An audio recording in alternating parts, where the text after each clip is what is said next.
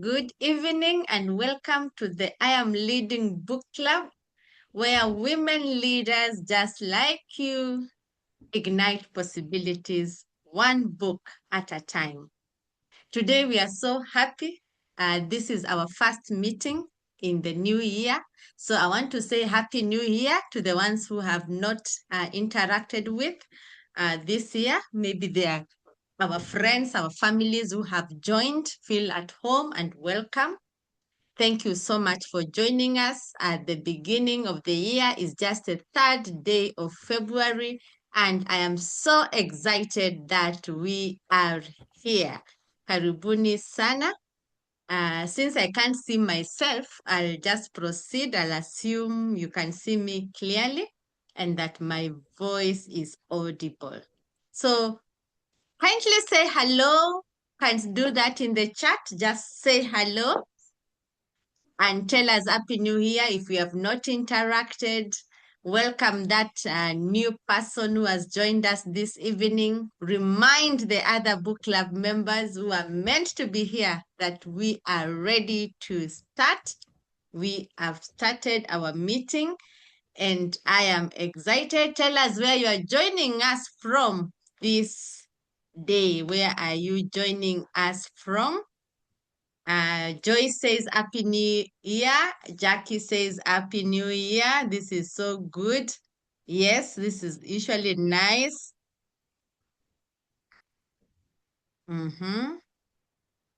Mary Alambo says hello and Happy New Year. Joyce is joining us from Syokimau, Tapiwa. Compliments of the New Year. Thank you so much. Miriam Etole, Happy New Year. So nice to have all of us on board. Today is a beautiful day because we are having one of the most igniting conversations at the beginning of the year. Kindly stay muted. Kindly stay muted. Kindly stay muted. Yes, where are you joining us this evening? From Kericho, Sarah. That's amazing. So nice to have you. Tapiwa, yes, from British, the islands there. That's amazing. Lucy Wanjiru from Isli. That's great. Amazing. I'm trying to catch up. Sarah, nice to see you, Sarah. It has been long. Nice having you. Bella, karibu sana. These are new book club members who have joined us this year. Dr. Sasi, Happy New Year, joining from Nairobi CBD. Karibu sana. Pamela from Nairobi CBD, welcome. This is amazing. Just one more person, we reach the magic number. We start. Kindly remind whoever is not in the house so that we start all of us together. I know people are coming from work. Nice. Beautiful. So thank you so much for joining in once again. This is I Am Leading Book Club. And just from the word I am, we take ownership. And leading. We do not follow. We lead. We lead the way. So this is I Am Leading Book Club. And we appreciate that leadership starts with you, with me. It doesn't start out there. It starts with us, and that's what we are affirming, that I am leading. I am leading. That's the thing now. This year, 2026, I want you to affirm that I am leading. I am leading. I'm not following. I am setting the pace for others. So they either catch up with me or they will never get together. Otherwise, we don't walk together. We only walk with people who are leading just like us. And this is where women leaders just like you ignite possibilities one book at a time, one book at a time. So amazing. I will now continue. We hope the others will join us as we move on. Well, this photo was taken last year as we were celebrating 5 years of the I Am Leading Book Club, its existence. And I'm so happy that most of you, I have seen some of you who are there, and it was such a beautiful, intimate celebration, celebrating 5 years that God has allowed us to exist as the I Am Leading Book Club. I had started this work way long in 2011, 2009. That's when I was starting. But the book club started just after COVID. So this is a celebration. 5 years we did it. So this year we have begun the next cycle to make it a decade. And I am so happy that you are part of us in this book club. So I am leading book club. This is where we ignite possibilities one book at a time. And we shall hear from our speakers this evening what possibilities they have managed to ignite so that we can prove this theory, whether it is true. So January 2026, we began the 6th cycle of the I Am Leading Book Club with season 22. We have done 21 seasons and we are in season 22. A season is usually from January, February, March. That is 3 months. That is a quarter of a year. So every year we have got 4 seasons. So you can count just from when we started and you can see we are now in season 22. And season 23 starts now in the next quarter of the year. That will be from April, May, June. Like that, like that, like that. So today we're having this conversation courtesy of season 22. We are reading 3 books in this quarter or in this season. And the first book we read in January 2026 to bring forth the year. And that's why we are gathered this evening just to listen and to some of the book club members and just to appreciate what they have taken away from their reading. And this year we are privileged to have very new members, young ladies who have joined us, and it's amazing just to have young ladies with us. And they will be talking to us for the first time. They will be talking to us, just sharing with us what they have gained within the 1 month or the 3.5 kind of weeks, because we started in the midst of January. And within that 1 month, what is it that has shifted? What skills have they developed? And then finally, we shall have our keynote speaker, Jackie, who has been with us for many seasons, for many years, and she's known to most of us. So Jackie will be our keynote speaker. She will bring it all together and share our takeaways, but we shall have the new book club members. Let's celebrate them. Let's cheer them. Remember, it's not easy. You just join and then you are told here you are to present. So I'm excited for them, for the new beginnings that they have had. Yes, so today we speak about thinking big. Remember, we had our book, our Woman of Excellence Forum, where we set the tone for the year. And this year, we said we are igniting prosperity. We are igniting expansion. We are igniting growth in 2026. So that is the PEG advantage, PEG, prosperity, expansion, and growth in 2026. So in alignment with this, we had a theme for this quarter. This quarter, we are talking about expanding our possibilities. So we have ignited them. Now we are expanding these possibilities in prosperity, in expansion, and in growth. So that is the whole picture for us this quarter, expanding possibilities. And in the first month, January, we start with thinking big. And we are going to listen in and just get to understand what thinking big in this context means, because it is the first book that we have read this year, and we are setting the tone for the rest of the year, and we're gonna think big. So if you agree with me, say think big in the chat. I want to see the chat saying, I am thinking big. This year, I am thinking big, big, big. I want to see that in the chat. Kindly share in the chat so that I can see we are together, we are communicating. Yes, yes, yes. Bring it on, bring it on, bring it on. Thinking big, thinking big. Yes. This year I'm thinking big. Ashley, yes. Sarah, yes. Oh my goodness, this is beautiful. Kindly claim it. This year I am thinking big. Write it down there. Declare to the world. Thank you so much, from Bella to Jackie to Jane to Sarah to Ashley to Anjiku to Miriam to Mary. I am thinking big. Yes, Mumbi says I am thinking big with a capital H. Yes. Wow, amazing, amazing. I'm thinking big, Tapiwa. That's great. That's great. So today we are going to unveil what thinking big is. Joy says, yes, I'm thinking big. Lucy says, I am thinking big, big, big, big. That's the energy in the room. That is the PEG advantage, igniting prosperity, expansion, and growth in 2026. So expand possibilities, expand possibilities.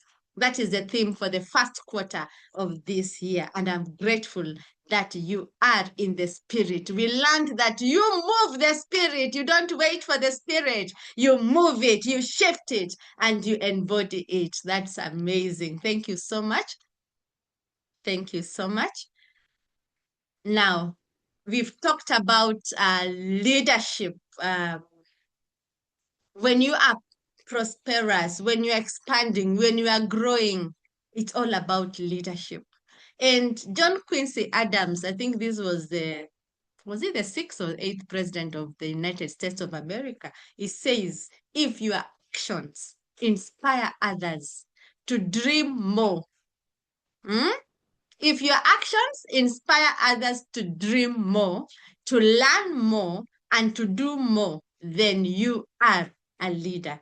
And what a powerful way of starting this year, to know that we are leaders. We are not waiting to be leaders. We are already leaders, because every day our actions are inspiring others. And that is the question. Are you leading then? Are you leading because you are born to lead? But are you leading? Your actions, do they inspire others, or do they make others now wonder, is this the leader? Is this a leader? Are your actions inspiring others to dream more? That you, when you interact with people, you don't leave them where you found them. You elevate them to a new space. You help them to learn more.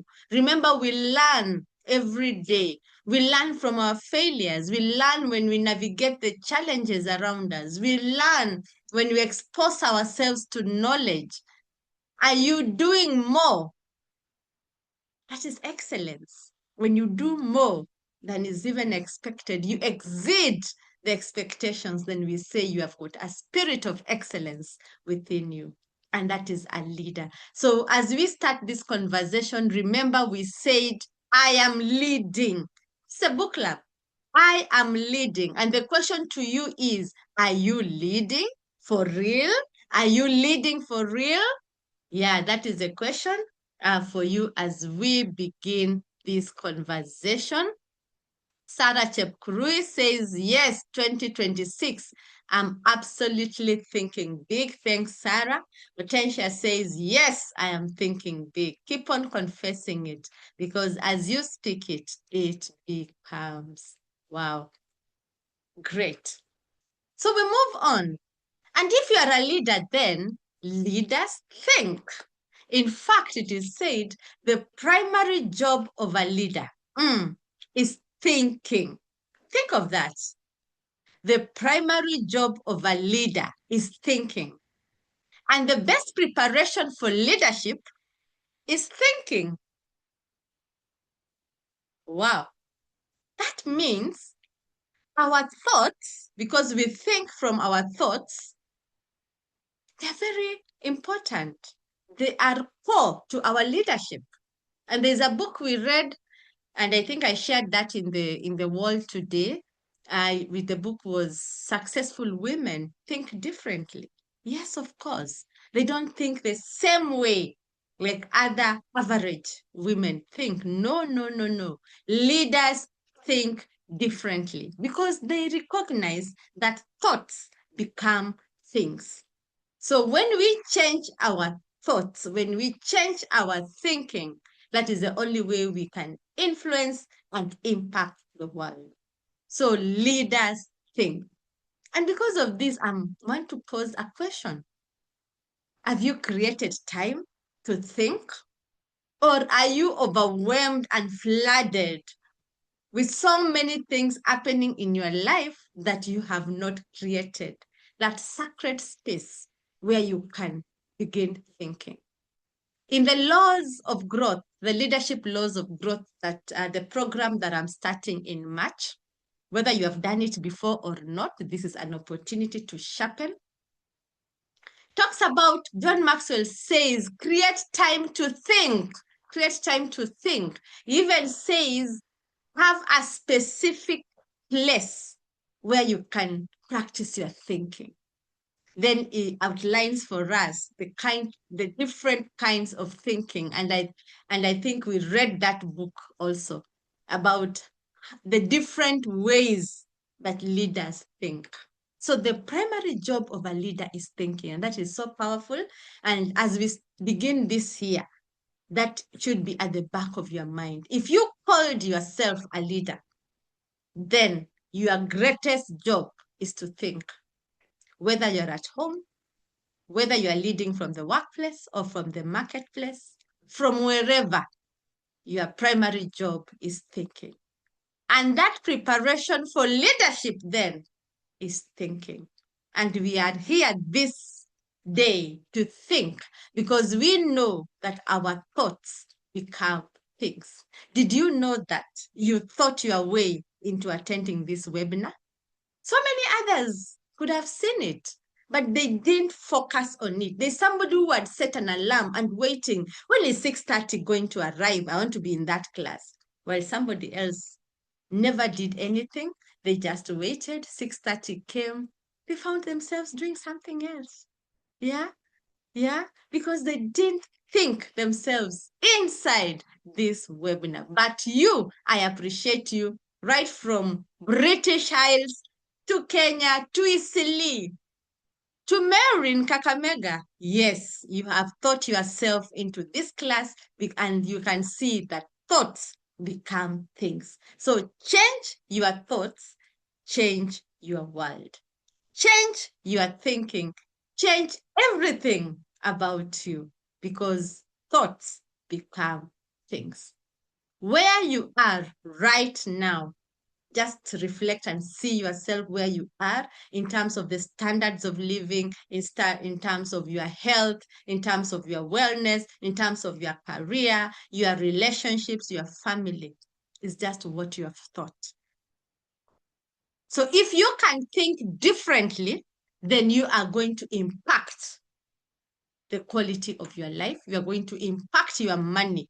In fact, when I thought about my money, I said, woo, really? I am not yet thinking big. I need to think better about my money.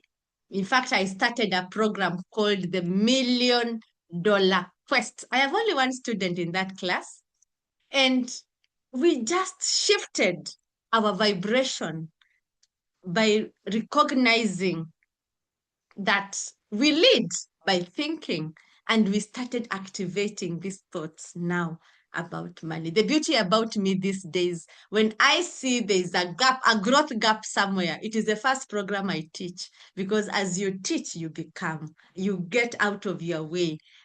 So I'm so happy that the $1,000,000 Quest is on, and it is only Kenya shillings 7,000 for 21 days of activation. So if you want to be there, want to join me and the one student, Come, come, come. Let's do this together. We are in this together. Change your thoughts. Change your world. Change your thinking. Change your thinking, and everything around you changes. So, just like we have said, leadership rises and fails at the thinking level. Every outcome that you see in your life, and I want you to watch the results in your life, your leadership, your results, your reach, your confidence, your limitations, and get to know that they all began as thought. And this is so powerful. I've just said how that awakening came to me in terms of my money and finances and investments. I started rich and royal because I realized I need a community. And I want people who are better than me. I don't want to be the best. I want people who are pushing me and trusting me. That's why the Rich and Royal Abundant Ladies Club exists, to push me, not even you, to push myself. Because if I put a figure there that this year targets is 10 million, then I have spoken to the world. And once I speak it, then everything starts to align. And that energy in the community propels me forward.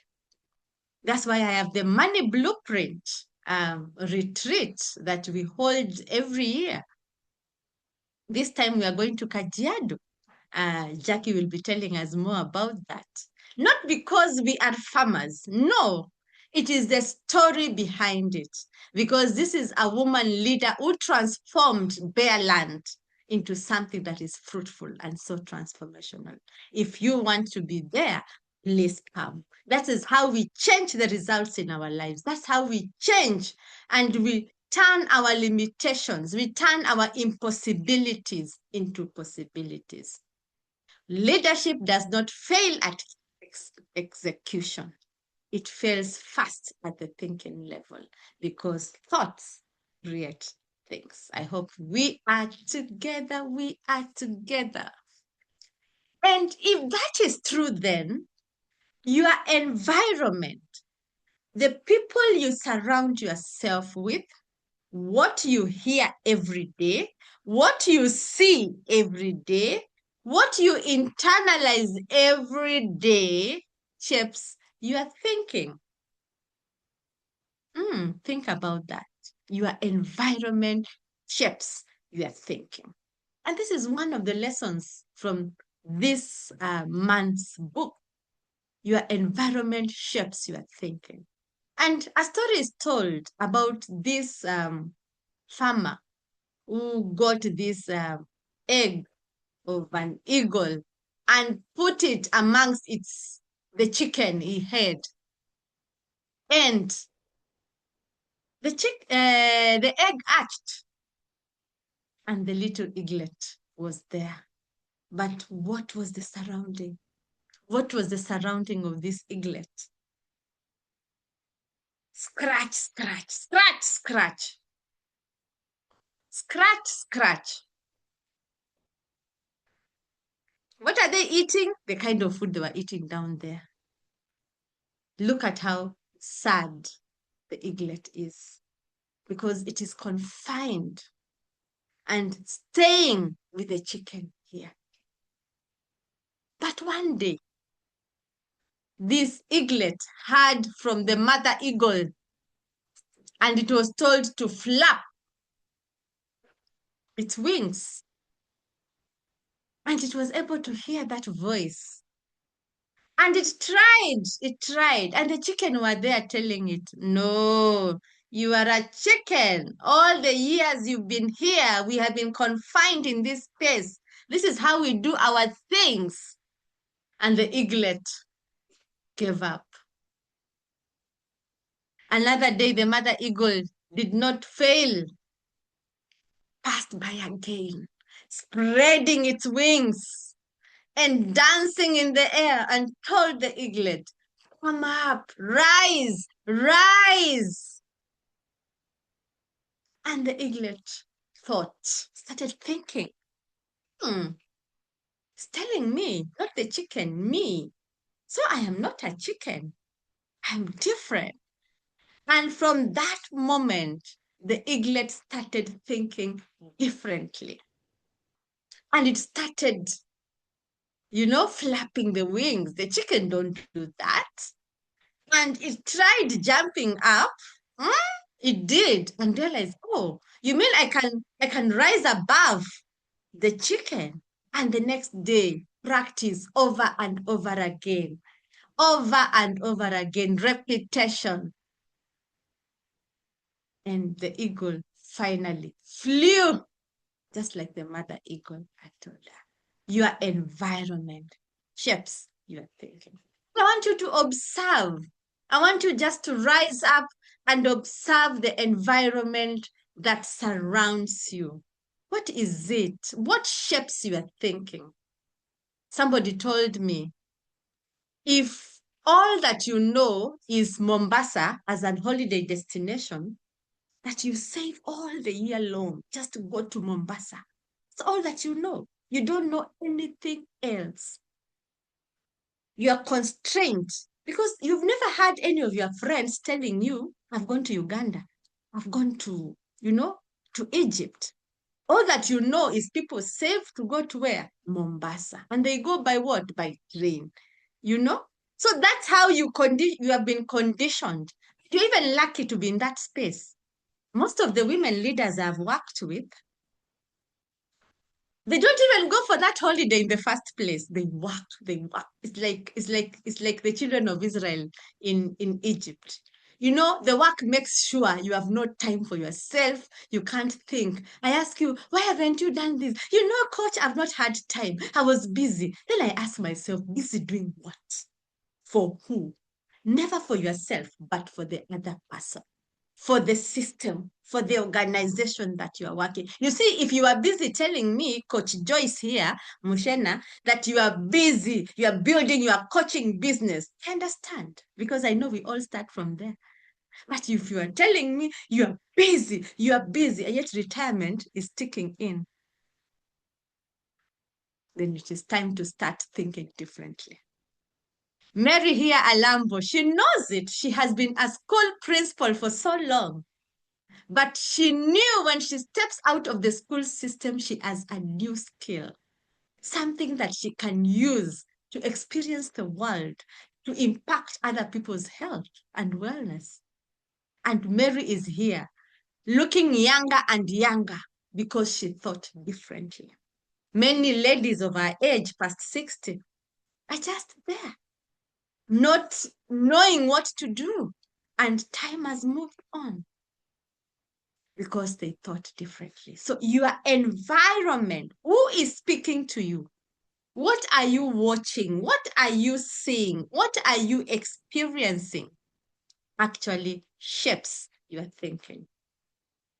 So the eagle we are talking about did not change its wings. It changed its thinking and environment. It realizes, this is not my space. I need to change my thoughts, to think differently, to think that I can rise, to think that I can fly, to think that, oh, the sky is just the launching pad.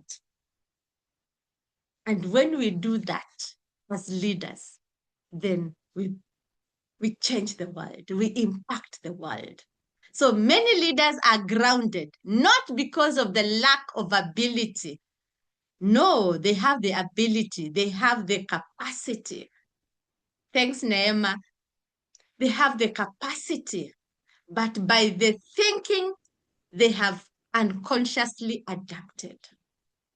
You see, if you are growing up, for example, just for example, not to hurt anyone, all that you have seen is relationships don't work. You look at the neighbor on this side, divorced, this one separated, this one, they are married, but they're just staying together. So what happens? It shapes your thinking. Then you get into this relationship because of that conditioning. How do you come out of this? The same way. Not consciously, but unconsciously. because that's what you observed, that's what you had. That's the words you had spoken. Everywhere in the media, it was the same thing, and you allowed. That's why, because we have no control of the world around us, the world will continue doing its thing. That's why we have this kind of communities. Like I am leading book club. You immerse yourself in it because you want to shield yourself from the negative environment around you because we are not immune to it. Every time you watch the television, there's war, there's accident, all those things are impacting how you are thinking. I usually say, I think it's in the Unleash the Leader program, I was telling them, for so long I was so bound, I could not fly like an aeroplane. Can you imagine a grown-up Lois could not? Just because of a story when I was young. And I think I experienced it with all my emotion. And I saw how this aircraft crashed and everything. And I was like, no, no, no, that's not for me. And it impacted me, really impacted me. I really wanted to fly, but I couldn't. Until one day I just trapped myself there and I paid for this ticket and I said, whatever will happen, let it happen. And that's when I had the breakthrough. So it's not lack of ability, it's by the thinking that unconsciously we have adopted. I think I need to move faster now. We have quorum. Yes. So to think big is to believe that growth is available to you. To think big is to see possibilities before even the evidence appears. To think big is to act from confidence rather than fear.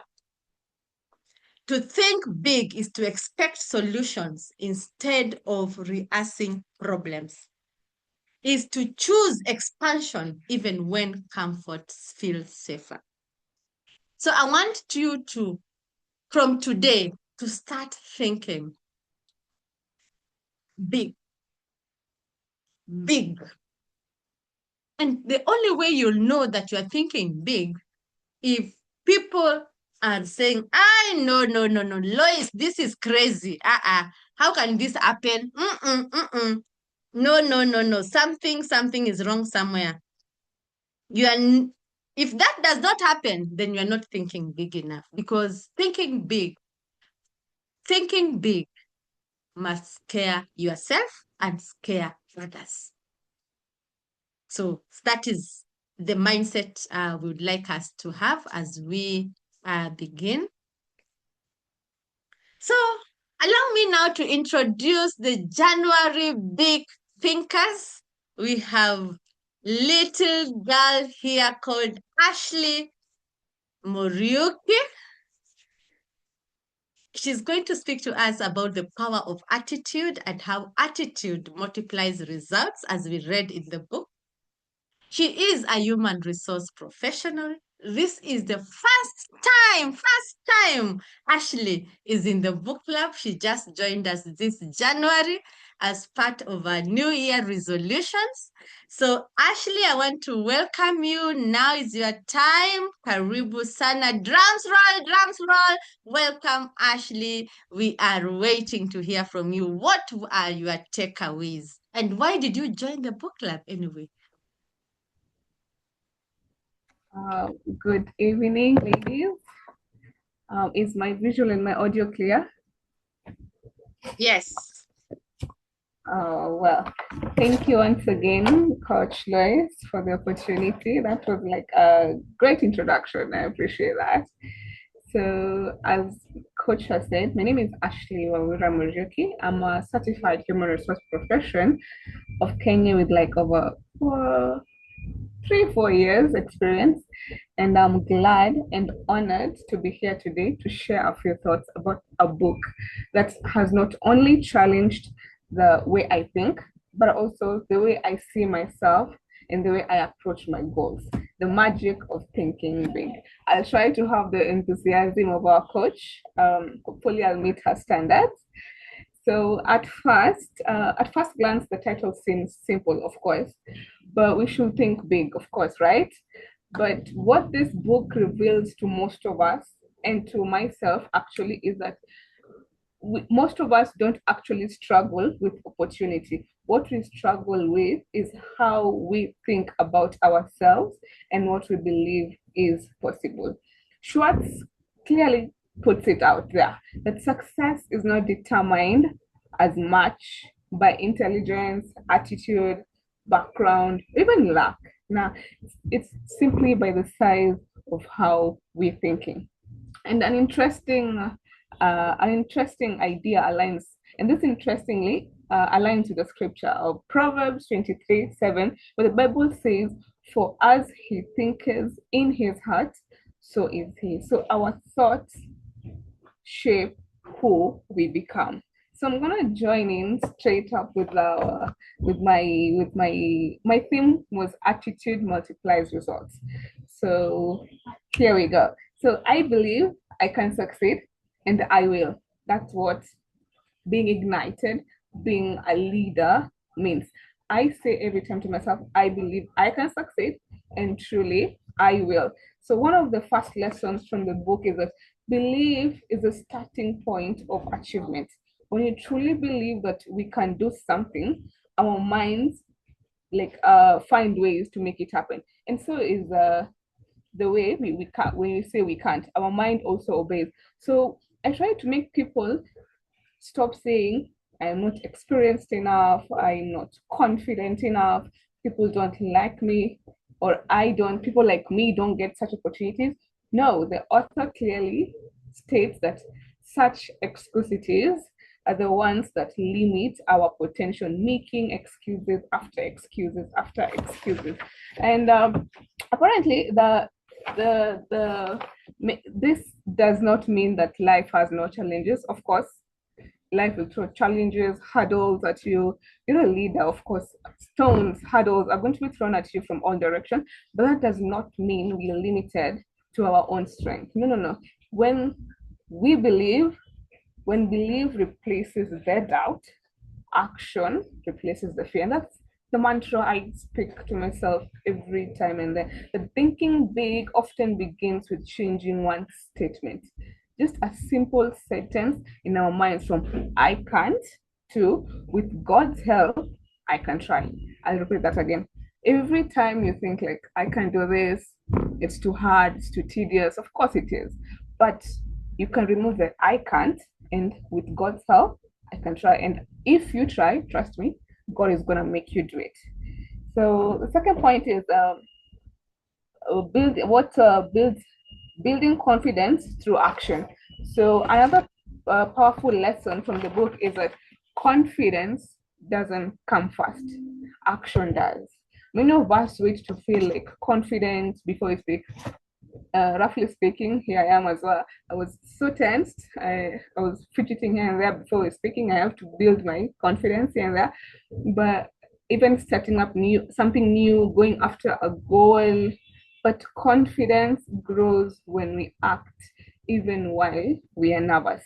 The Bible says in James 2:17, faith by itself, if it is not accompanied by action, is dead. In the same way, believe in ourselves grows when we move. Every step we take proves that we are capable and that is proof enough that it will build everyone's confidence. Thinking big doesn't mean having no fear. Big things come with great fear, of course, but it means letting fear make a decision for us. There's always gonna be fear, but you have to accept the fear so that you may become a better version of you. My third point is thinking creatively and see possibilities. So what I learned is that big thinking doesn't just isn't just thinking positively. It's thinking positively and thinking creatively. We look for solution instead of getting stuck in problems. Instead of saying this can't work, let's say how can I be creative enough? Maybe put a point that can make this work. Renewing my mind means choosing new ways of thinking. It means believing that with wisdom, prayer, and effort, there's no there is often a way forward even when things look impossible. And I can quote Romans 12:2, that do not conform to the pattern of this world, but be transformed by the renewal of your mind. Make your mind creative. We're all creative in some aspects. So instead of thinking negatively, think of a way you can make something work. You are what you think you are. One of the most memorable ideas I took from this book, especially, was that we treat ourselves the way we think we deserve to be treated. And the world often follows our lead. What you think about yourself is what people will also think about you. If we see ourselves in a small or kind of unworthy, we shrink back. But if we begin to see ourselves as capable and valuable, our behaviors also changes. And you can try this, and sure enough, you can come to a test of it. So thinking big is not about arrogance. People say thinking big is about arrogance, but at some point it is, but it's not as well. So it's not about arrogance, it's about recognizing that we were created with purpose. And when we respect ourselves as God's creation, we stop settling for less than we are capable of becoming. It's about the power of attitude, and attitude. So also your environment shapes you through your thinking as well. So Schwartz emphasized how much our environment influences our thinking. The people we listen to, the conversations we entertain, and the voices we allow to shape us. But also told in the Bible, do not be misled, but company corrupts good character. Of course it does. But if we surround ourselves with constant negativity as well and small thinking, our vision tends to shrink. I get to see this in my professionalism a lot, but when we surround, so what we do tell our staffs, our industry, we preach about that we have to surround ourselves with growth minded, faith filled, encouraging people, and thus our thinking tends to expand.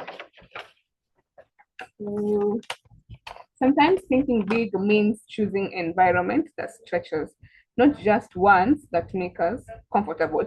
It's a hard topic, of course, but we have to we have to move out from the comfort zone and choose an environment that stretches your thinking, your growth.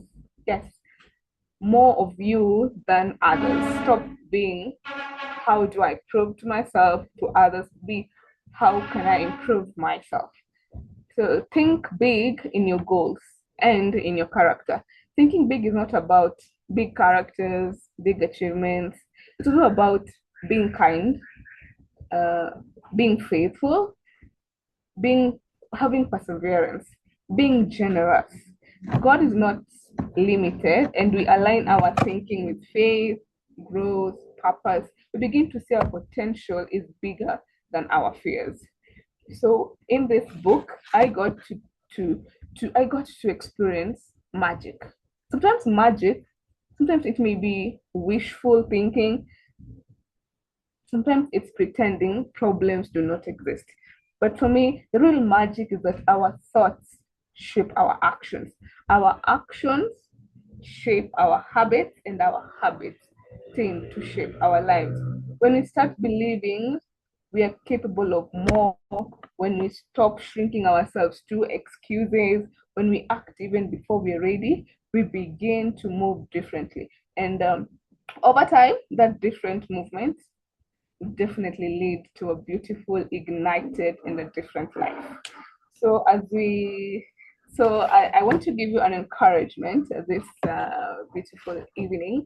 As I wrap up, I tried to catch everything that I read in a glimpse of in a few minutes, and how attitude multiplies results. And what I can say is that a word I can give you to this evening is that let's catch ourselves when we think small. Let's challenge the excuses that actually hold us back.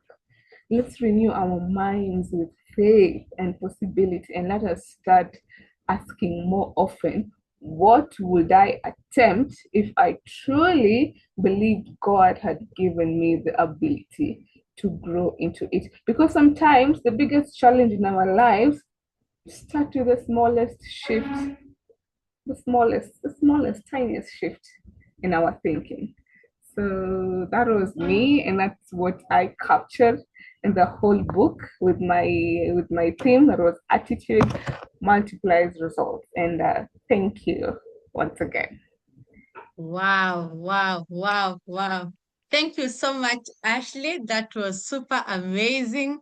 Even just reaching out to you and accepting that this being your first time without knowing what to expect, and you said yes.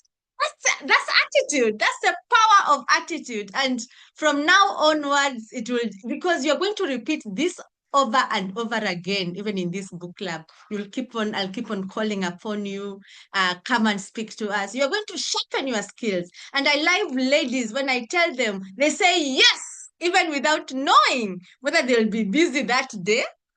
You don't look at your circumstances. You say yes first. And that's the power of attitude. So, congratulations. Thank you, ladies, for celebrating this amazing lady, Ashley.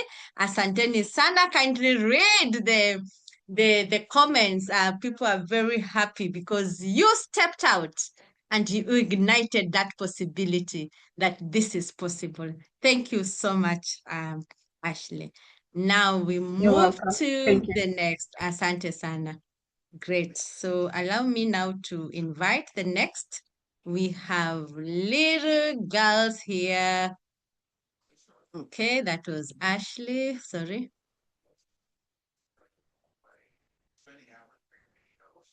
That was Ashley. Oh, potential. Now, surely, this is making me the Ukamba in me. We don't have this H. So let me call you Wamaita Kimani. Welcome, Wamaita. Wamaida is also a new baby girl in our book club this year. She said yes to herself. And today she's sharing with us that action cements confidence from her reading in the book club. I hope you are here, Wamaita. Confirm you are in the house. Are you there, Wamaita? Hi. Good, good, good. Welcome, welcome, welcome, welcome. Feel free. Oh, thank Uh, you. Thank you. yes, yes, yes. Karibu sana. So glad to have you. Awesome. Yes. Talk to us now. I wow. Okay. I don't know if anyone you can see me well. Yes, we can see you. We can see Can you you. hear me? Yes, we can hear you. Good. Okay. So my name is Hortensia Wamaita Kimani, and I'm glad to be part of this group. So basically, what led me to join the group? I'm this type of a person who has started reading since I don't know when. Every time I read a book, I reach halfway, and that is how the year ends. I get to buy a new book, and I think within the timeline, then I lose focus. So during one of the interactions, one lady told me that if you want to achieve something, you need to pay for it so that you get committed. So when I saw your post and we had to pay, I felt like, let me just do the risk so that I become a consistent person. So that is how I found myself joining this group. Now, the second thing, I had a challenge in report writing. And so my boss told me that because of my poor reports, I was so poor in my grammar, he thought I was illiterate, not somebody who had gone to university. So I never took it wrongly, but I took it as a positive remark.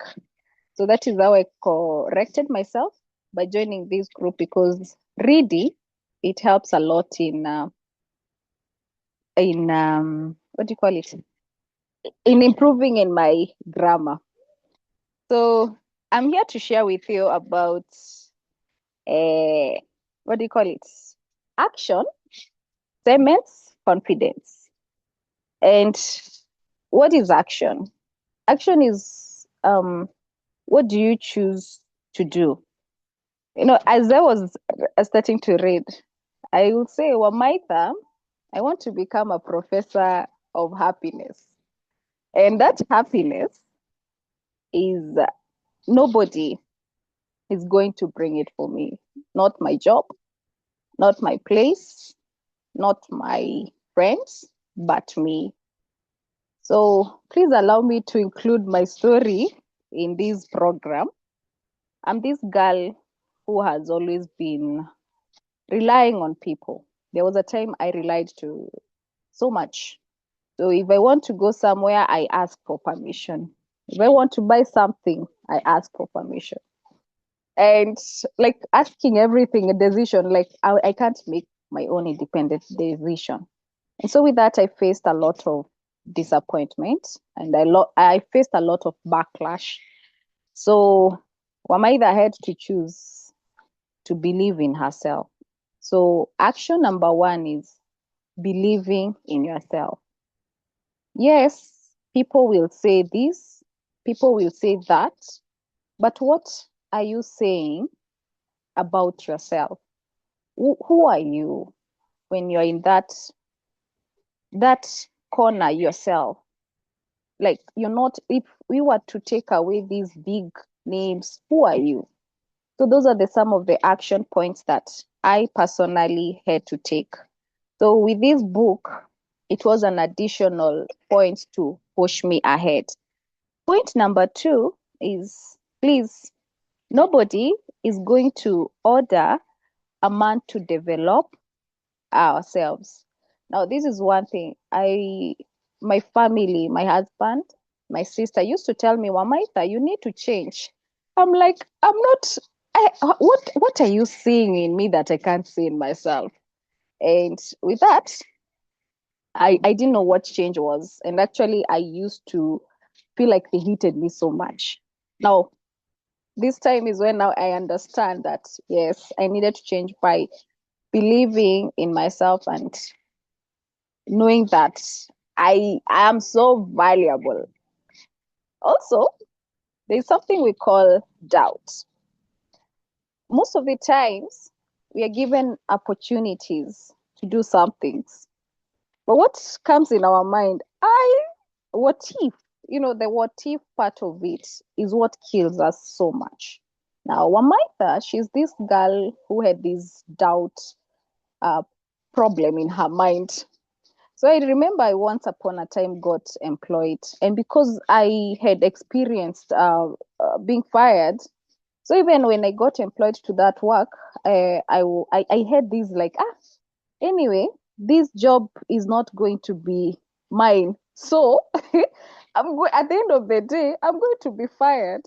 And so I had a lot of negativity. And you know something?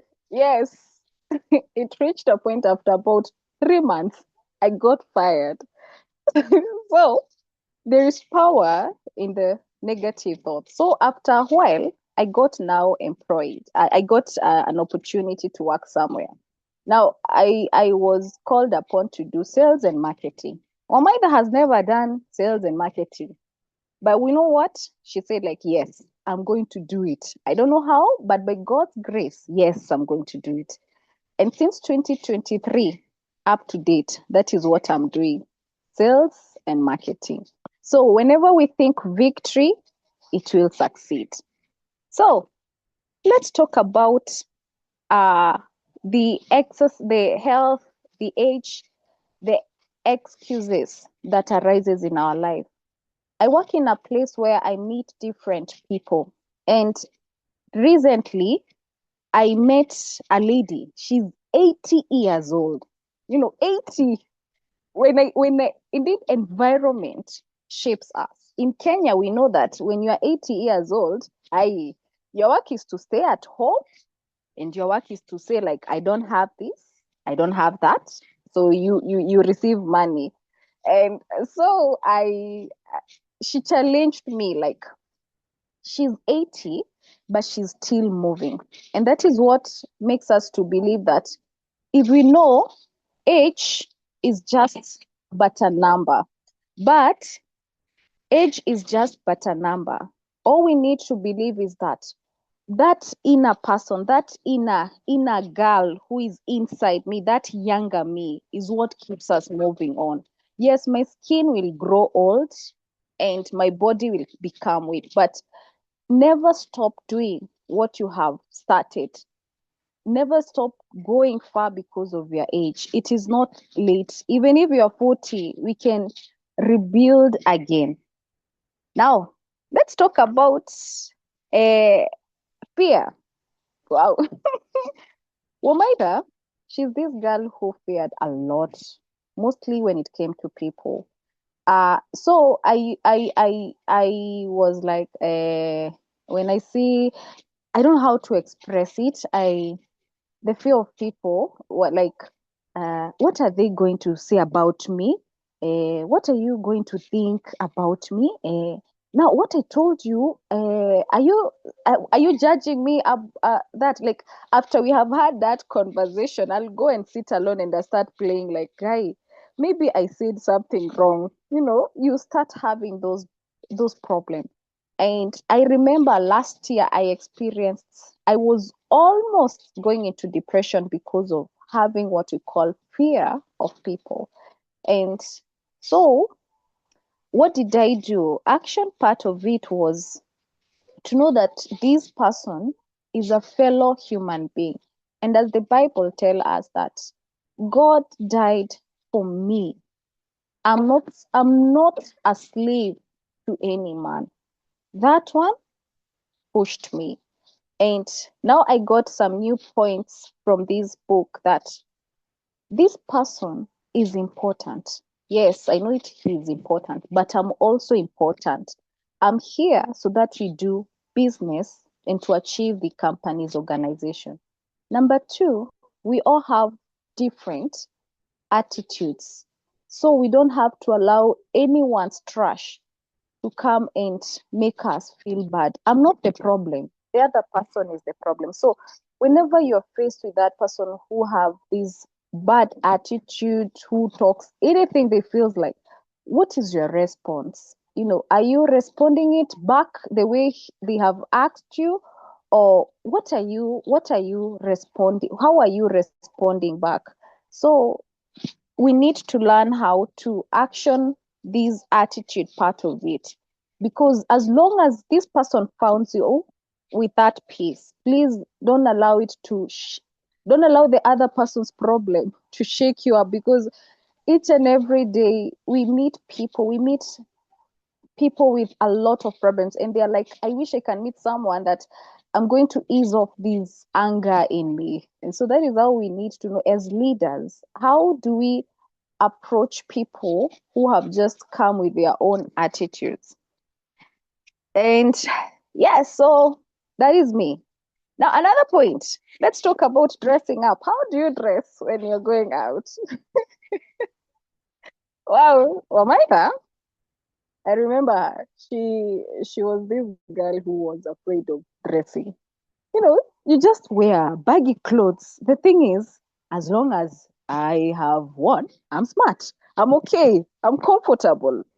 But I remember as I started these sales, I used to see women in Nairobi who have just worn some nice official dresses and high heel shoes. And I used to admire a lot. I used to admire a lot these ladies.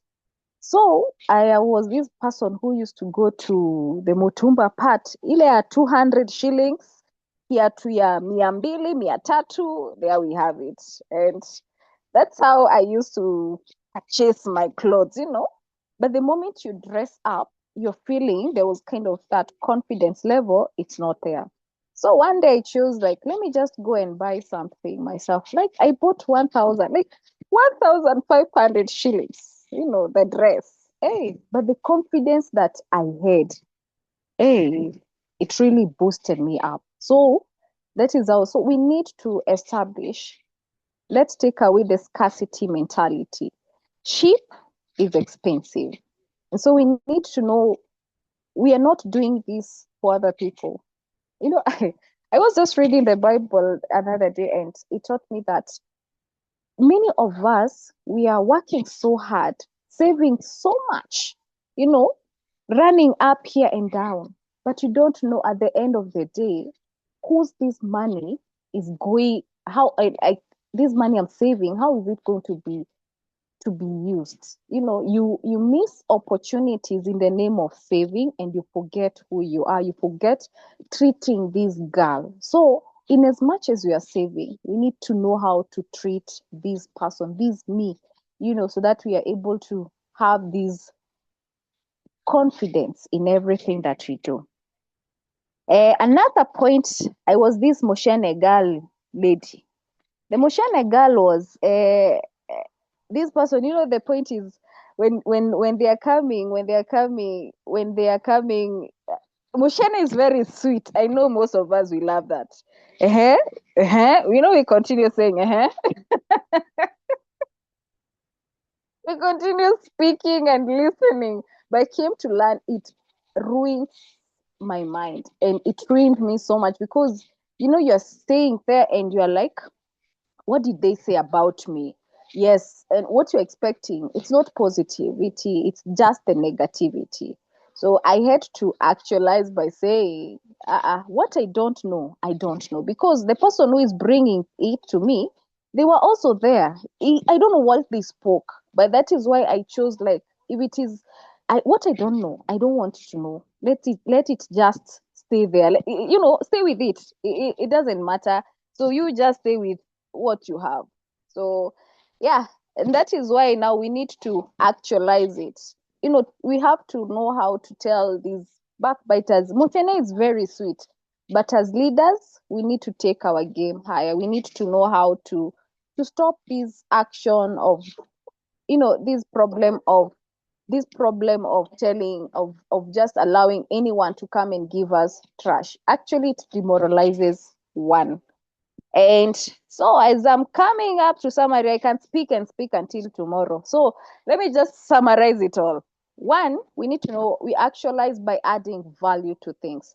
Adding value to things is, what are you adding? Like, what do you see about the other person? The more you see this person is cheap, that is how they be cheap.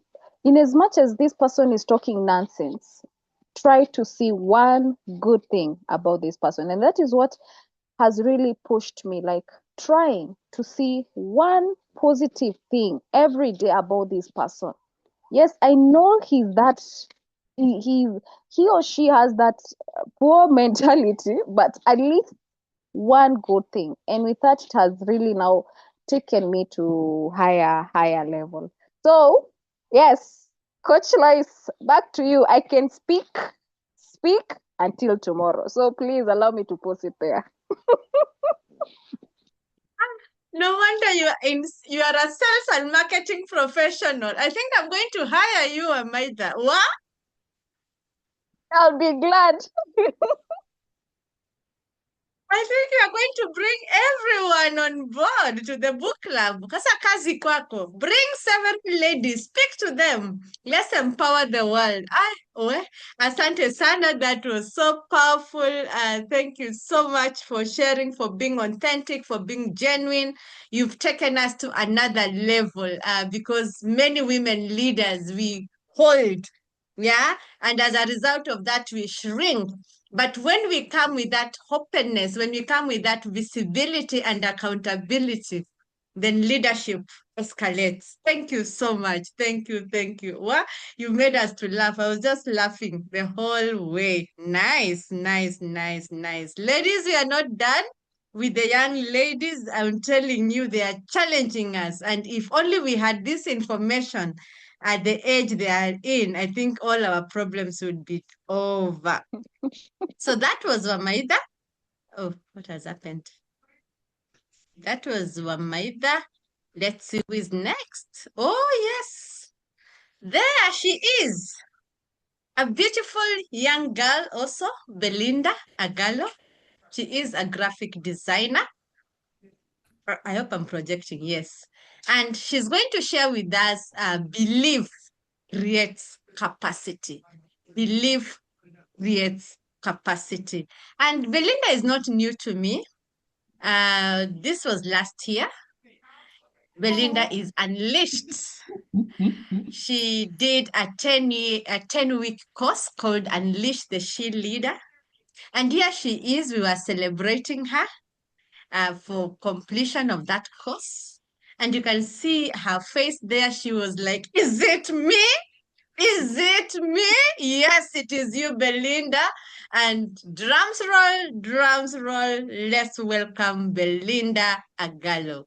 Belief creates capacity. Karibu sana, Belinda. Good evening, everyone.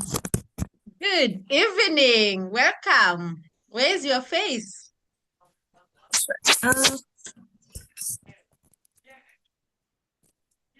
Uh, you can see me now. Yes, we can see you, Belinda. Nice to have you today. Nice, lovely. Well, I'm glad to be back again Yes. with you, Yes. coaches. Thank you for having me. And for those who don't know me, my name is Belinda Awino Agalo. Yes, I'm a graphic designer. I work in building brands, in communication and PR, anything that needs conceptualization and visualization. That's where I work. And that's my area. And I joined, I remember there's a time I joined the book club. I think it was immediately after Unleash. But then I was also part of another book club, so it was becoming a bit too much. So I decided to finish with that. So I was like, this year, let me give this space a try. And the book that you have read, it was really enlightening, and it really made me to think about my life and how I live my life. Because, thinking big is usually the way I look at thinking big is mostly is about thinking outside the box. But again, when you're thinking about outside the box, how are you thinking outside the box?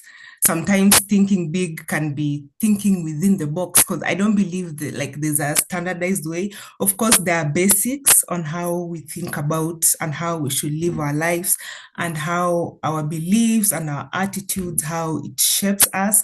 But then I came to the realization like sometimes it's different, because I remember when we were doing the Unleash program, we had that segment where we were doing the personality test. And based on people's personality, then people will view the world differently, and the way they get to approach things, the way they package themselves, it's a bit different. But at the end of the day, our goal is how are we harnessing our environment, our thinking, the way we interact with other people, how are we doing it in a way that is benefiting us? Because at the end of the day, that is what's most important, and that is what everyone should work on. Now, I'm here to discuss about beliefs and how beliefs, how they create capacity. And I was looking at it in the angle like, what are really beliefs? And what is capacity? Like when you look at beliefs, like these are mostly, from when you look at it from a definition point, is like these are like the beliefs, the internalized, the way we think about ourselves, the way we identify our affirmations, our personal values, and creating limits for ourselves, like within that realm of identity, then you get to say as a person, this is who I am, this is what I believe, this is how I want to live my life. And now this belief, depending on how someone they look at themselves and how you internalize your world and your interactions, then it gets to push you and it gets to make people to act in a certain way in creating the capacity. So capacity mostly is like the mental strength, the low growth and personal development, social status, like ability, influence, and all that. That is your capacity. That is what you create. And the way I look at life, like life comes in stages. Like you start life from, like you can say, like the rites of passage. There is the childhood part, then there is the adulthood part. There's the childhood, then there's the adolescence, then there is the adulthood. And when we are transitioning in all these areas in our lives, we gather beliefs based on our exposure, based on what you are conditioned, and just our environment. And in all these things, even just our interaction with people, sometimes you might interact with people and they'll tell you, based on how I interact with you, Belinda, this is the type of a person that you are. And then also that one feeds into your belief. Because I always believe like the world we live in. Yes, sorry? Sorry, no. What? Kindly mute. I think it's just Oh, somebody was speaking. Yeah. Kindly mute, ladies. oh, as I was saying, we live in two worlds. It's a duality in the sense that there is the world that is you, that is inside of you as a person, your world, the way you see yourself, the way you talk to yourself, and then also there is that outside world. The outside world is like how we now interact with other people.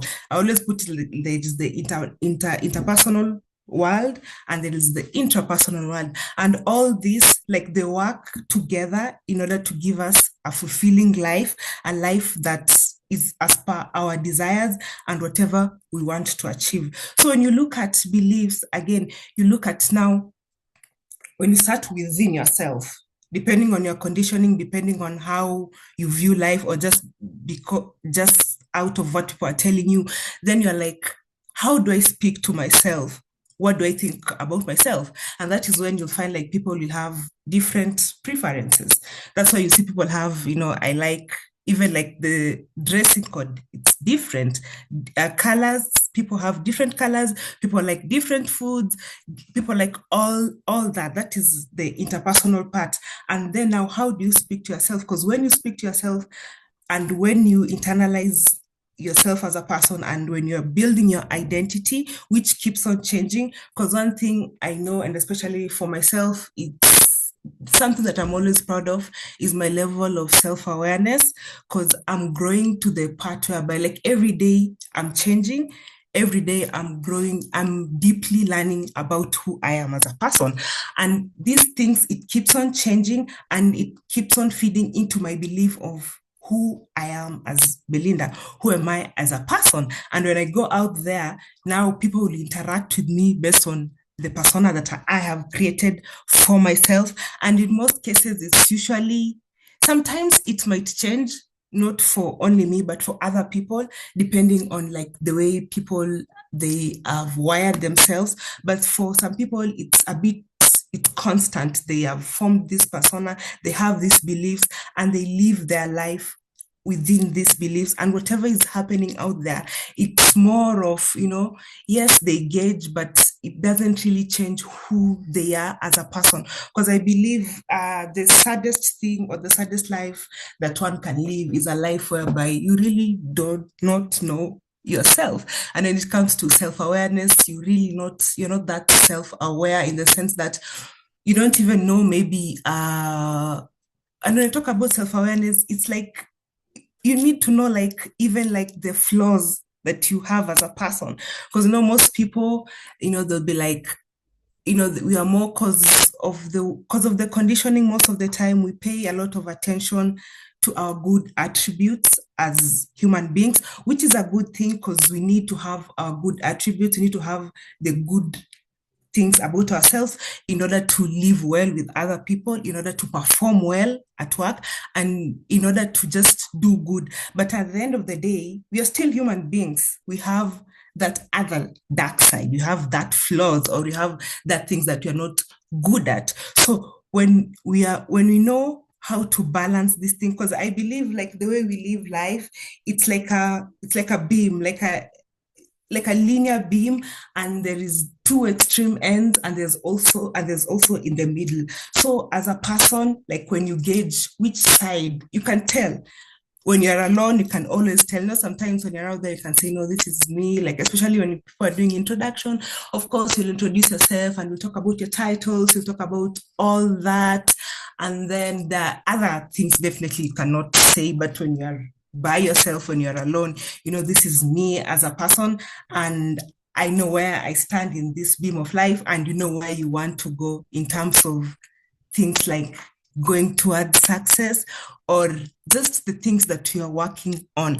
So belief creating capacity, it means it's the fuel. It's like your belief, it gives you the roadmap. It's like the building blocks that it builds you, so that when you go and you're doing your life and you go to, with everyday challenges that you always face, then it gives you action, things like consistency. You're able to know this, I can do this. This is what I want to do. This is how I'm going to do it, and I can do it. So then you go into action. So things like consistency, things like creative thinking, putting people into perspective, dealing with fears. Like when you are reading the book about, how to deal with your fears, how to be confident. It all starts with the belief. It all starts with how you view yourself and how you view your life. And this will vary from individual to individual based on what they think they're capable of doing, or based on what they want to tackle, and it varies. And from that, you can see that success, or just the something coming into to materialize, it's different. You might find like there are two individuals, they have the same goals and they have the same planning, but now the way they execute it, based on their beliefs, it's kind of different. You'll find that they're doing the same thing, but they're getting different results. Some people will achieve the results, some people will not achieve the results, some people will surpass even that, and they will get more. This is all based on how people they believe, how you believe about yourself, and it helps you to turn things like defeat, challenges into victory. It fuels into persistence. It cultivates positive attitude. Because when you think about positive attitude is not necessarily living in a situation whereby there are no negative influences and negative circumstances.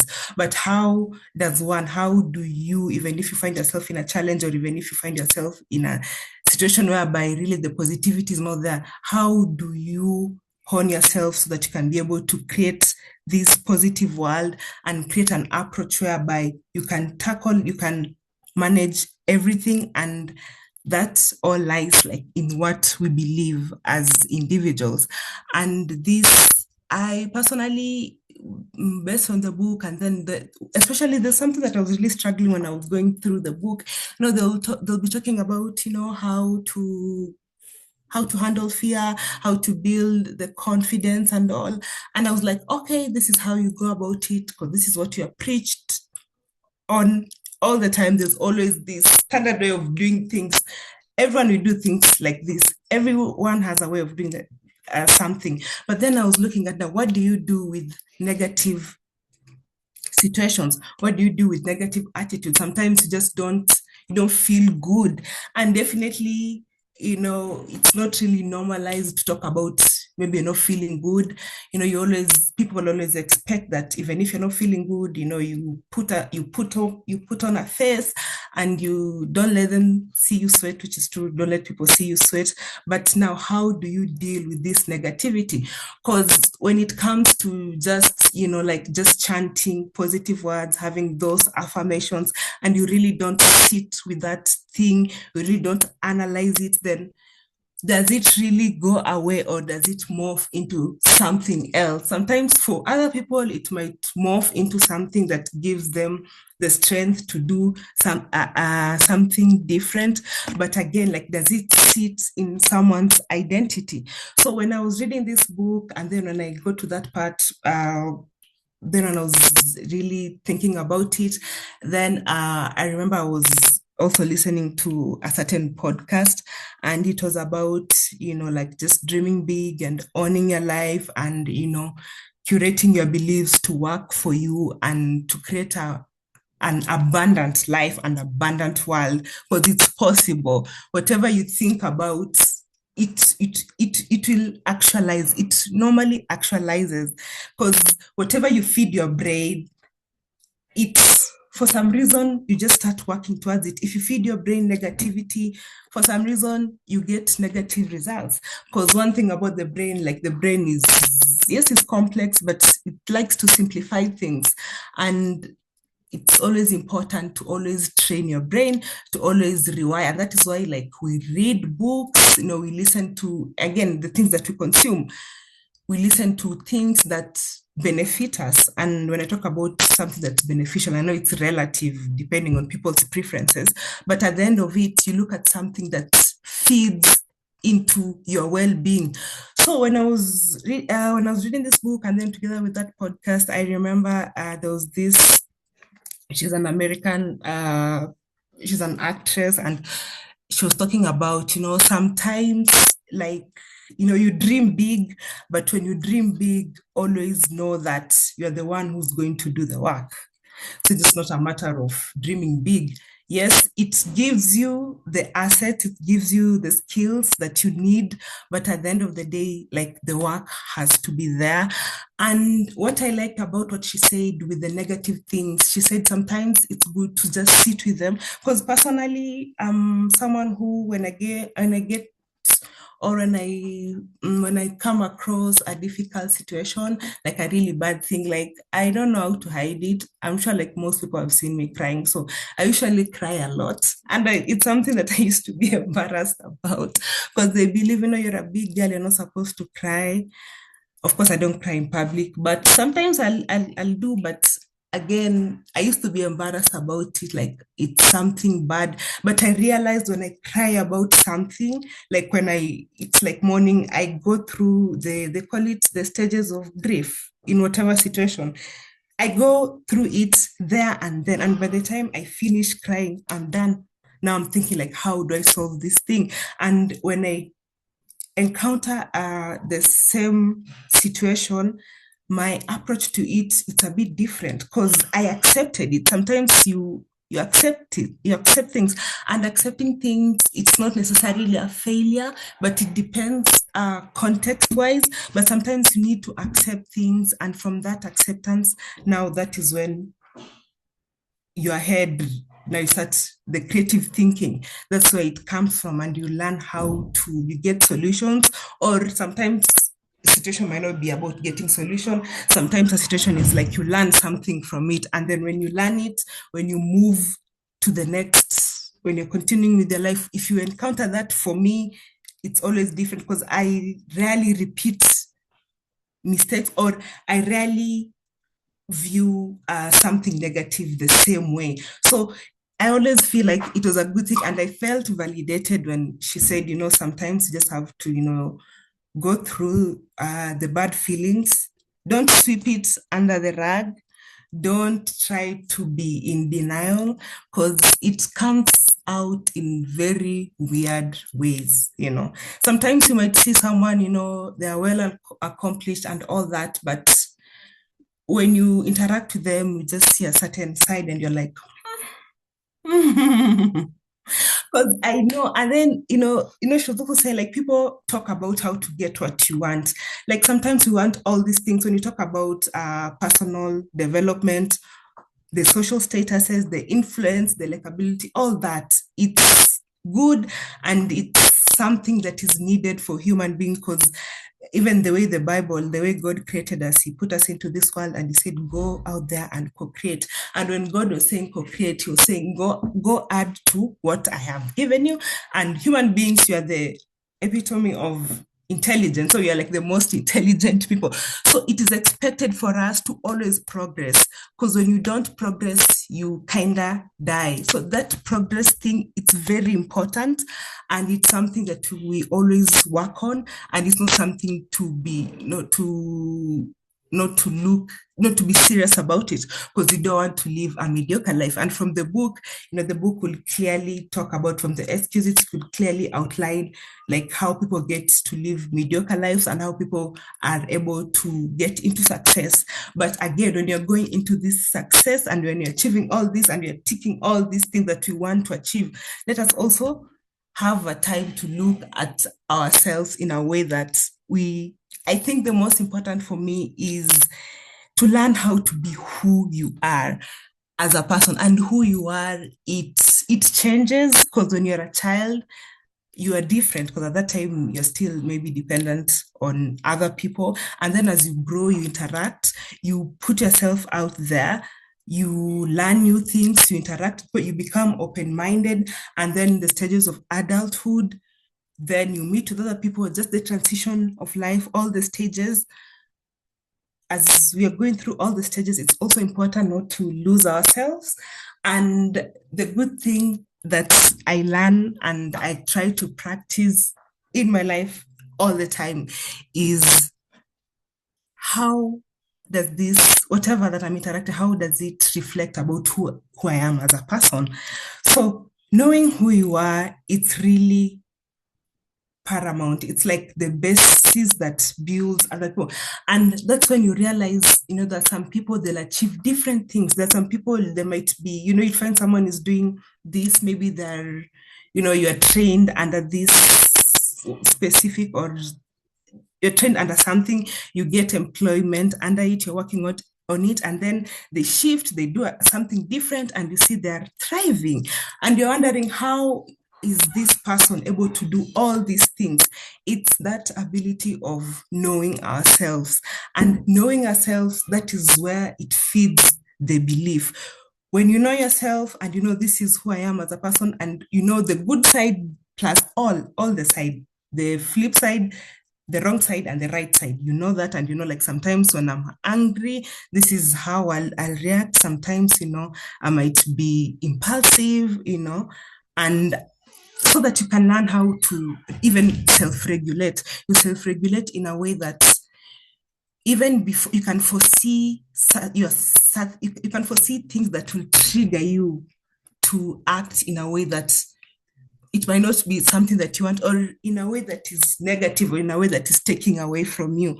So when I was looking at capacity and self-belief, it goes hand in hand. But then again, also, like, our environment determines a lot, because sometimes people are born in like different places, and that environment, as much as the way it looks like or whatever the situation is, there's always something good, or there's always something that can be that can be made out of it.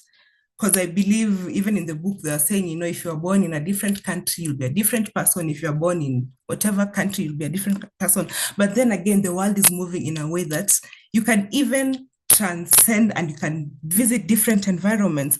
And one thing that I like, even when I was joining the whole group thing, one thing that I liked about it, it was like, this is a forum where you're having women from all realms of life, and you're having women from all age brackets. And I really like that, because even personally, I like having like friends who are maybe older than me, friends who are younger than me, because it really feeds a lot into you as a person, and you get to learn more about yourself. Sometimes you get to learn areas and attributes and characters that you didn't even know that you had them. So I usually avoid, like, sometimes, yes, you know yourself within this self-awareness, but you're also, I try to, I put myself out there. I don't try like to be closed-minded. You think outside, you try things, you read things, and you get to live a life of possibilities. Today you can like this, tomorrow you like this other thing, and it's good and it's allowed. And with that, then you are able to create a capacity that is unlimited. Like, people can't box you. I really don't like people who, I don't know, I don't like people who box themselves too much. But again, it depends with their level of actualization as a person, and their level of how free are you to experience, even in your thinking, how free are you as a person. Some things might not make sense to me, but it makes sense to another person. But we can still live, in a way that you don't necessarily have to be, pointing fingers and all that negative energy, but just accepting people and knowing your boundaries with people and just accepting people for who they are and learning who you are as a person. And then, yeah, so these belief things, it keeps on changing with, and it keeps on growing. And that is the beautiful thing about self-awareness and belief system that we create. But again, another thing, when that's intrapersonal relationship, like what do you say to yourself, what do you talk about yourself, because that really matters, because people can really see, even when it comes to dressing, and even your body language, even just your demeanor. People can just see what you're saying to yourself, and your brain will just create a reality based on what you think. So if you are constantly on the negative, but you're constantly on the positive, you'll see the positivity. I remember when coach was asking me, give me a quote, and I remember, sometimes I don't feel positive, but I always think positive, and I try to see, like, even if it's a dead end, you try to see, okay, what other ways? Maybe you try to look for solutions, and that is part of being human being. That is the gift that God gave us, having solutions, creating new worlds, creating alternative realities that maybe they did not even exist. And yeah, that is what I like about life and being alive and trying new things. And then as I finish, then there's this quote again from the podcast, and it was like, sometimes don't flow through life and then you just wake up one day and you're like, how did I get here? Sometimes it can happen, but of course you can change it. But I think it's good to start early, and early is relative. Early can be that realization that, oh my God, what am I doing? I need to take a U-turn. Maybe I'm going the wrong way. And you just take a U-turn when you need to take the U-turn. And then also another thing, and this is something that I learned from the book, sometimes, these things, you're not really well equipped. You can't know everything. There are some areas in your life where you get and you're like, okay, this is my first time experiencing this, whether it's in work or in personal life. And you're like, even personally, like, you try to talk to people who have been there, and people who really there are people who have that experience and they're willing to share that experience with you. So again, also talking to people, learning from other people, and then also the things that we consume. Something that I'm very proud of myself. Okay, though I have a phone addiction or something, because most of the time I'll always doom scroll. But I like that I've created my content, whatever I am consuming, it's always something beneficial. I don't consume things like, I don't know, those gossip things, those like following influencers that really, like, what are you influencing? Like, you'll find someone, and I'm not really judging, but you'll just find someone is really intrigued, and they'll come and ask you, this person is doing this, this, and that. I'm like, okay, who is that? And how, what does that got to do with me? Yeah, so, but I try to regulate, because sometimes when it comes to productivity, then you have to figure a way that you balance everything. Because as I said, life is about balancing things. So as much as I was happy that I don't consume a lot of that, then I realized, okay, as much as I'm consuming a lot of that, but you're spending a lot of time scrolling and all that. And sometimes it will get into my work, because sometimes, and then, the nature of my work is sometimes you have a lot of work, and you're very busy, you're working on something. And then another time, you just, like, by, let's say, midday, you are done. And then you're like, you have all this other time. So, and one thing that I learned about, achieving our goals also, and the steps on cutting out something, on how to do something that sometimes you struggle, like, you just start small. Because I remember I used to have issues, like maybe waking up early in the morning, like, I'd wake up naturally and wake up, but then again, I'll struggle to get out of bed, and I'd get late. But then I started to do this thing where you're training your mind, and I'll always count, like, backwards. I'll count like 5, 4, 3, 2, 1. and I'm up. So even sometimes when I'm scrolling and maybe I've given myself like maybe a screen time of, let's say, during, because I lunchtime, during my lunch break, I'm like, okay, since I have a long period for my lunch break, I'll entertain myself a bit, then I'll do something. I'll read. If I'm reading, if I'm studying something, I'll go into studying. And then sometimes, when you are scrolling and then it gets addictive, and then now you're wasting time. And then I'll employ the same mechanics and do 5, 4, 3, 2, 1, and it works. And it has really helped me. Even like when it comes to making decisions, I'll do 5, 4, 3, 2, 1. When I linger on things, I'll be like 5, 4, 3, 2, 1, and I'm done. And that is how belief creates capacity. So thank you, coach. Welcome, welcome, Belinda. I can see an unleashed lady here. Congratulations. Thank you so much. Very proud of you. Oh my goodness, you're such a brilliant mind. That one has come out of this conversation.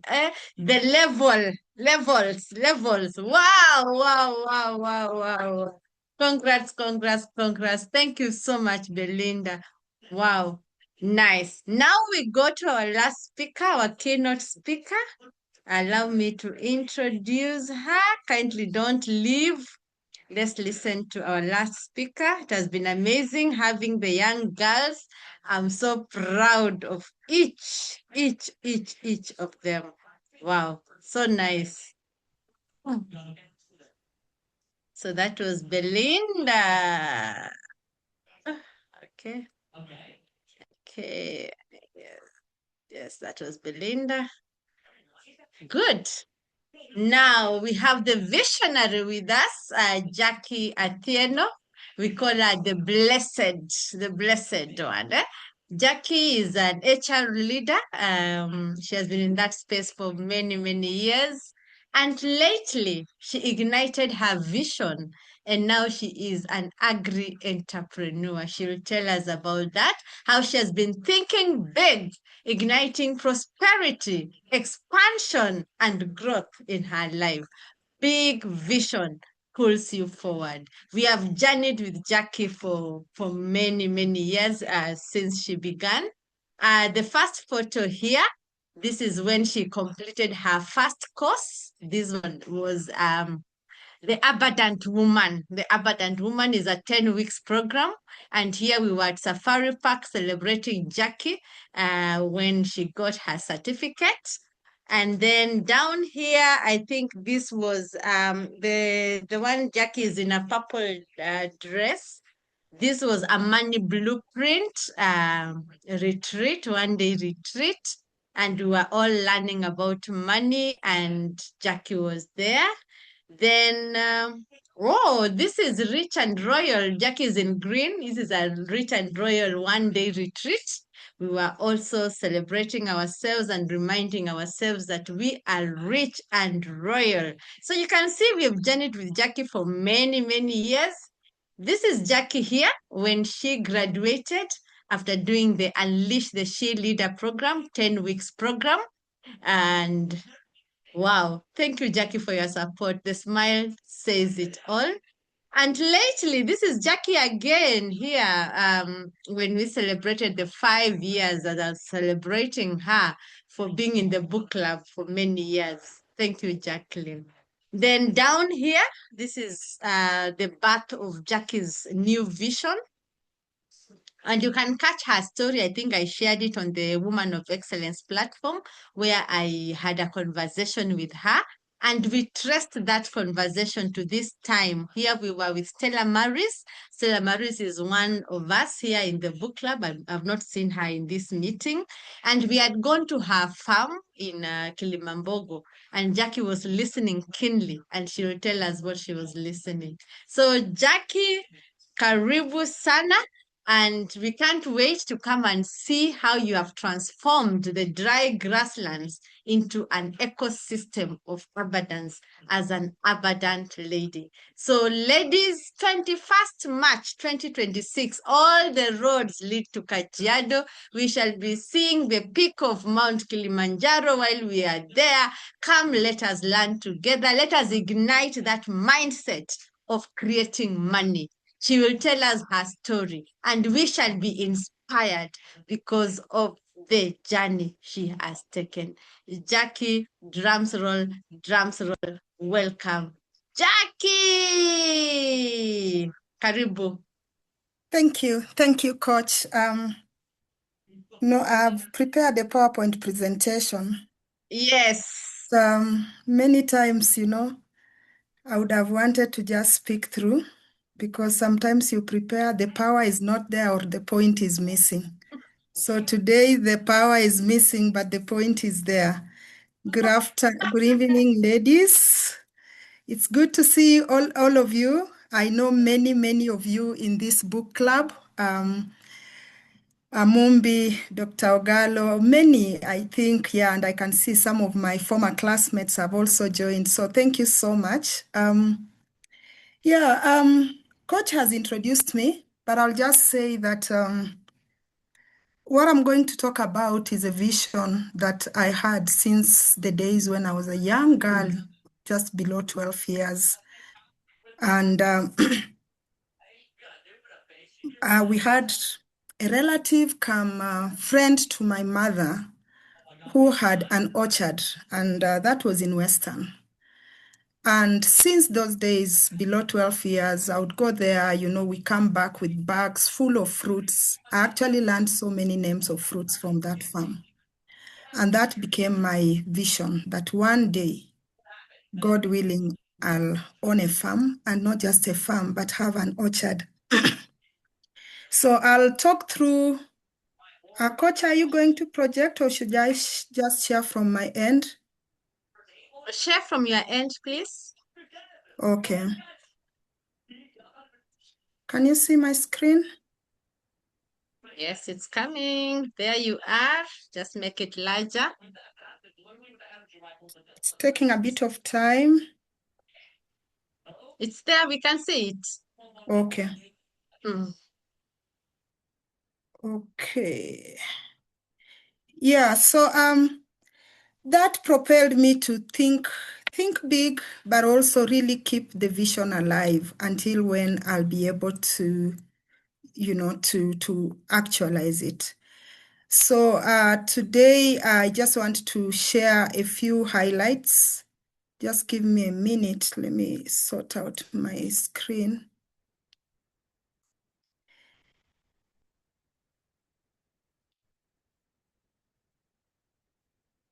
Yeah, today I'm going to just talk about a few highlights from the book of The Magic of Thinking Big by David Schwartz, but also really share my experience in terms of keeping a vision alive and, doing it afraid.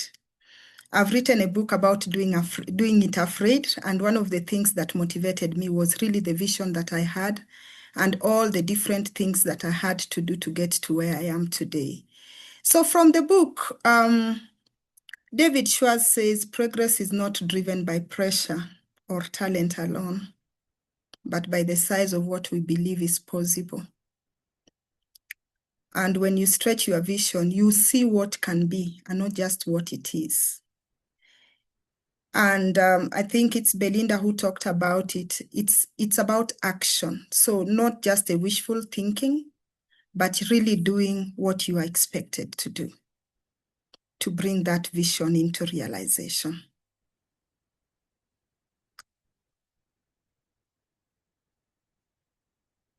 So what is a big vision?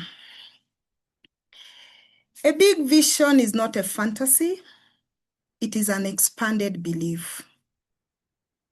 Yes, we would have our own beliefs, but how do you expand it to make sure that it's now into action?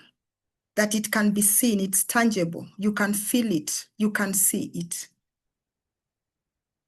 And it actually stretches ourselves in terms of how we look at ourselves, but even the possibilities and the future that we want to see.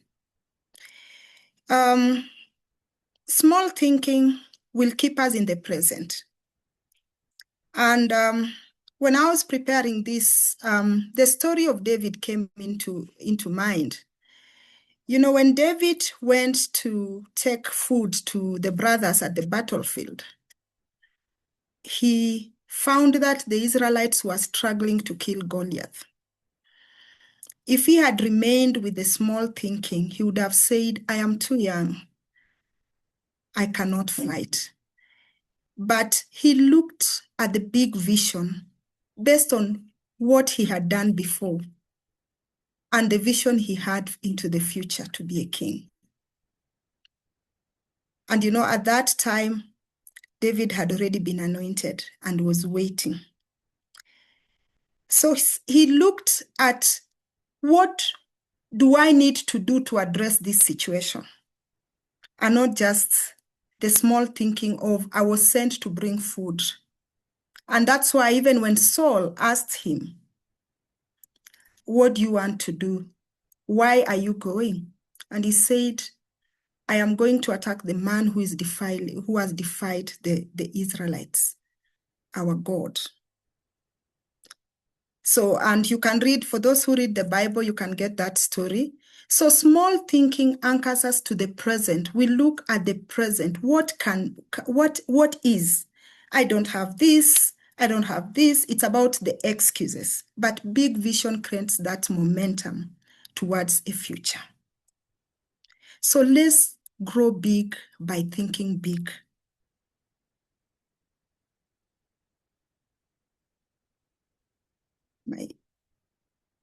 It's a bit slow.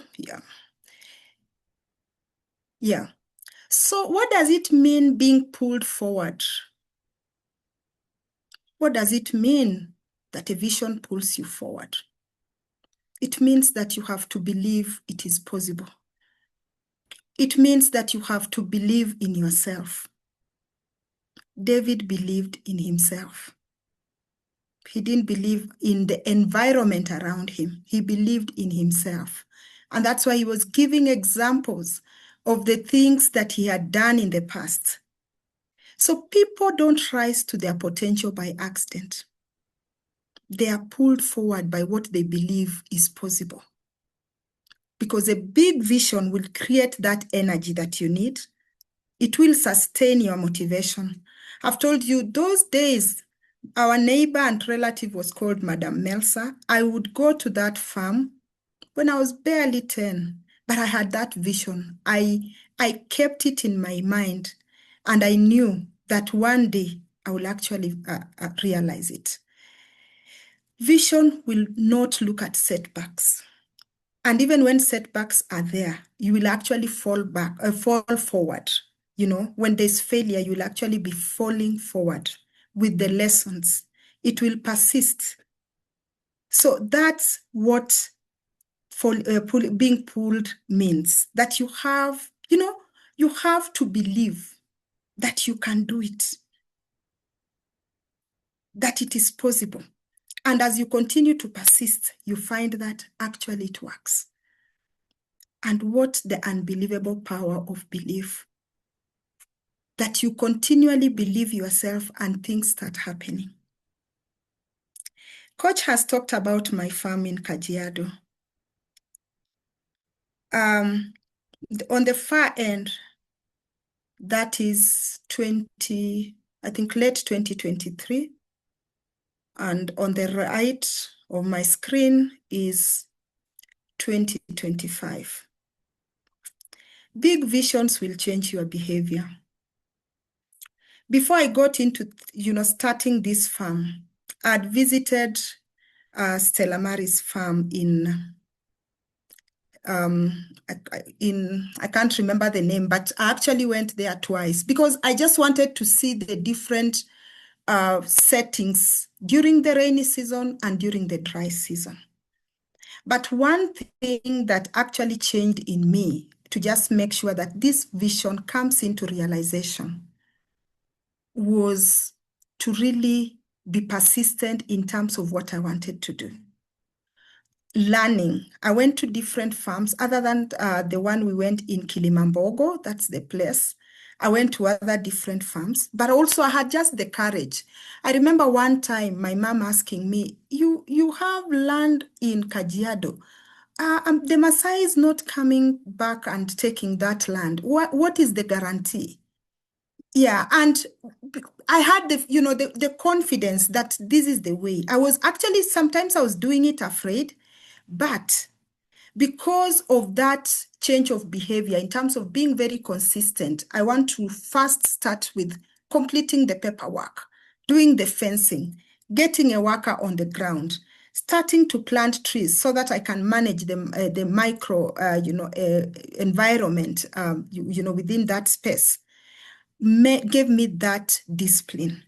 And that means even financial discipline in terms of where do I put my money. And I can tell you, when the vision is compelling, discipline will just follow naturally, because there are things I couldn't do.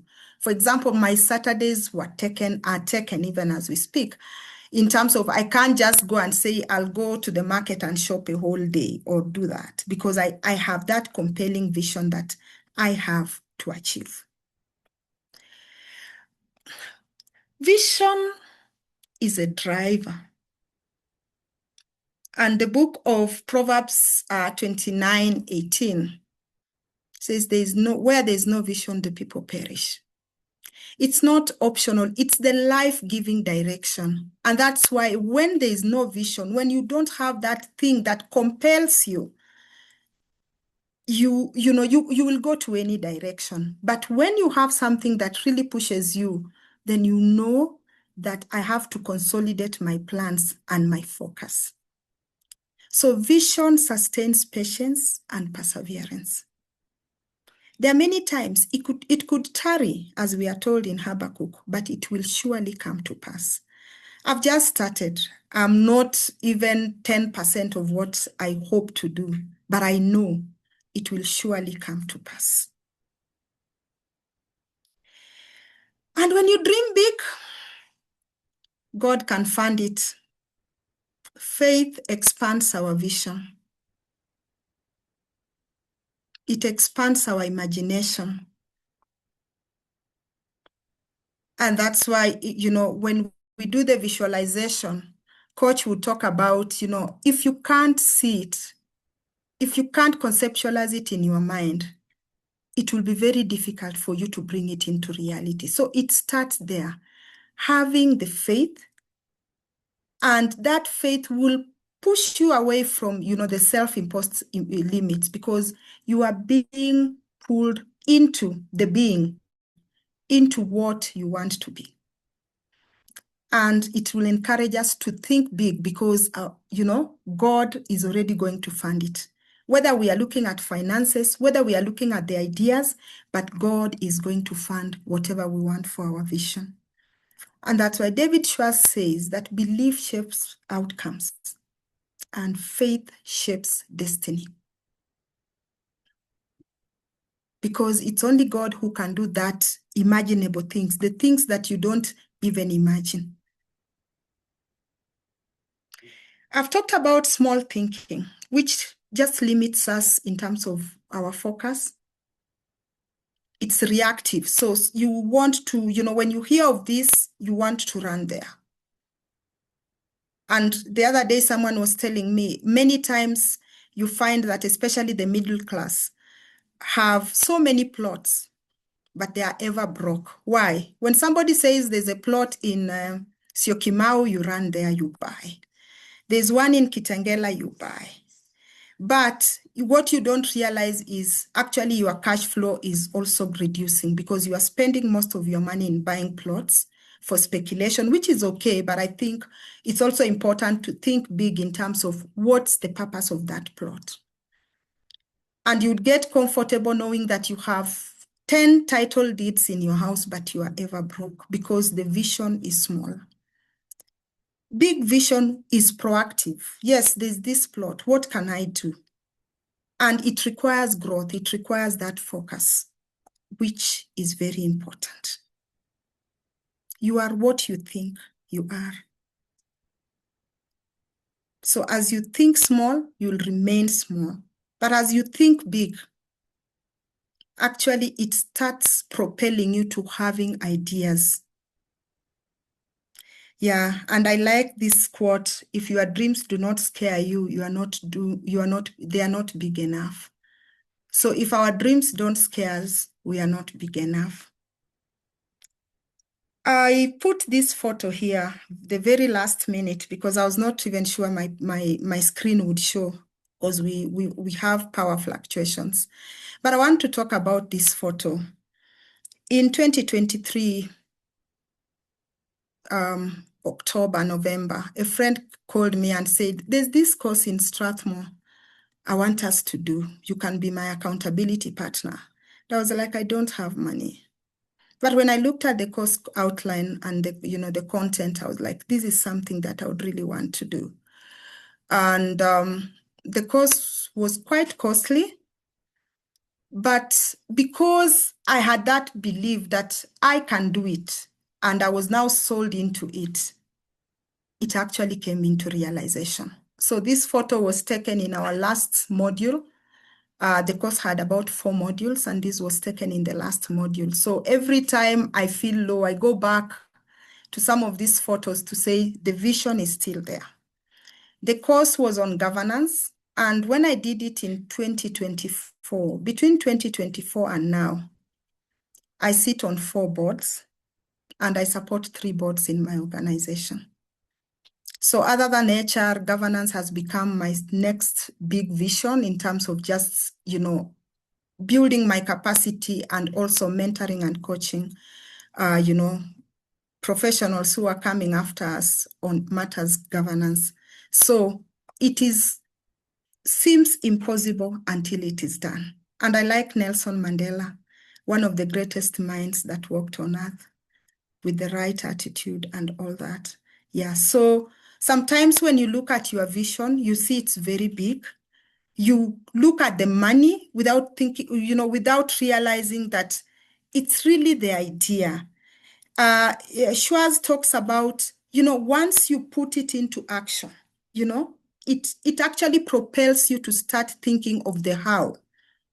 It's not just about what you want, but once you've put your belief into the what, it's very easy for you now to start looking at the how and make it possible.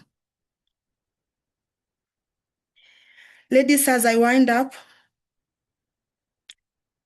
Hebrews 11 is called the Hall of Faith. It is things hoped for and not seen. Vision is how hope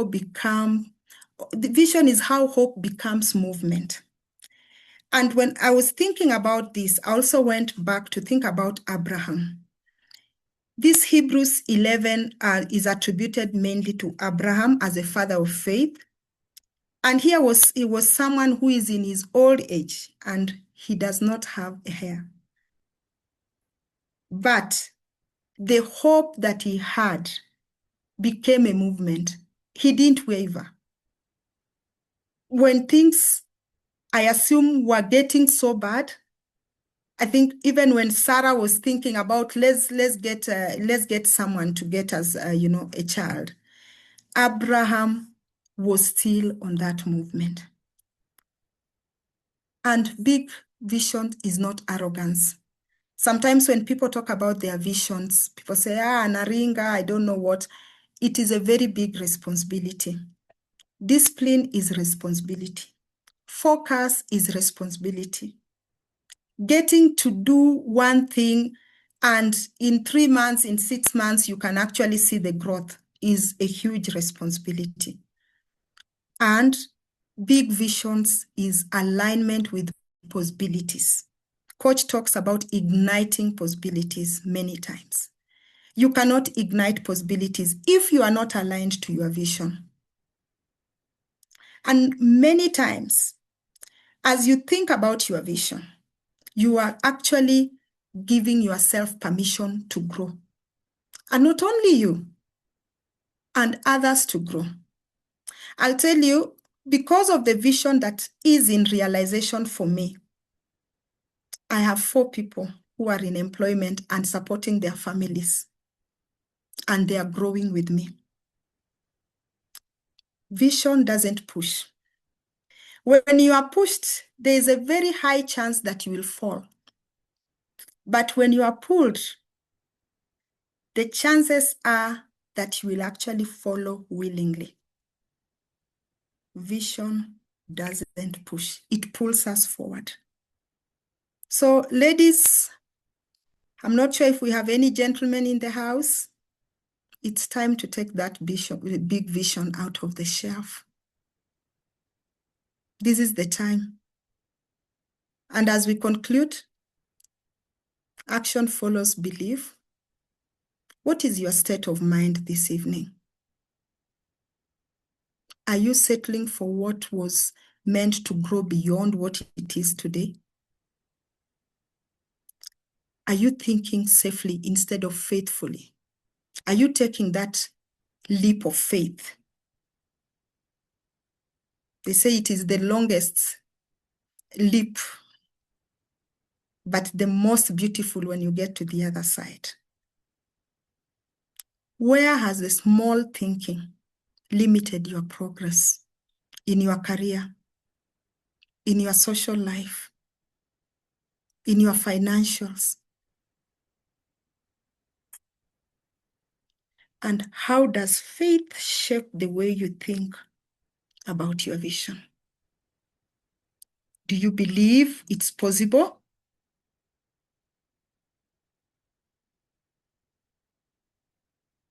What future version of yourself is calling you forward? What bigger belief might pull you forward this year, just this year, 2026?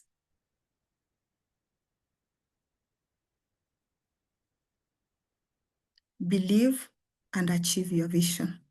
Believe and achieve your dreams. Thank you very much, ladies. Arise, go forth and conquer.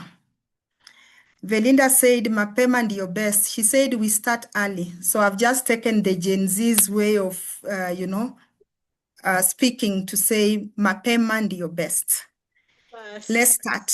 Thank you so much. Thank you. Thank you, Jackie. We celebrate you. That was amazing. That was excellent. Thank you, Jackie, for taking us through this presentation, your takeaways from the book, and through your story.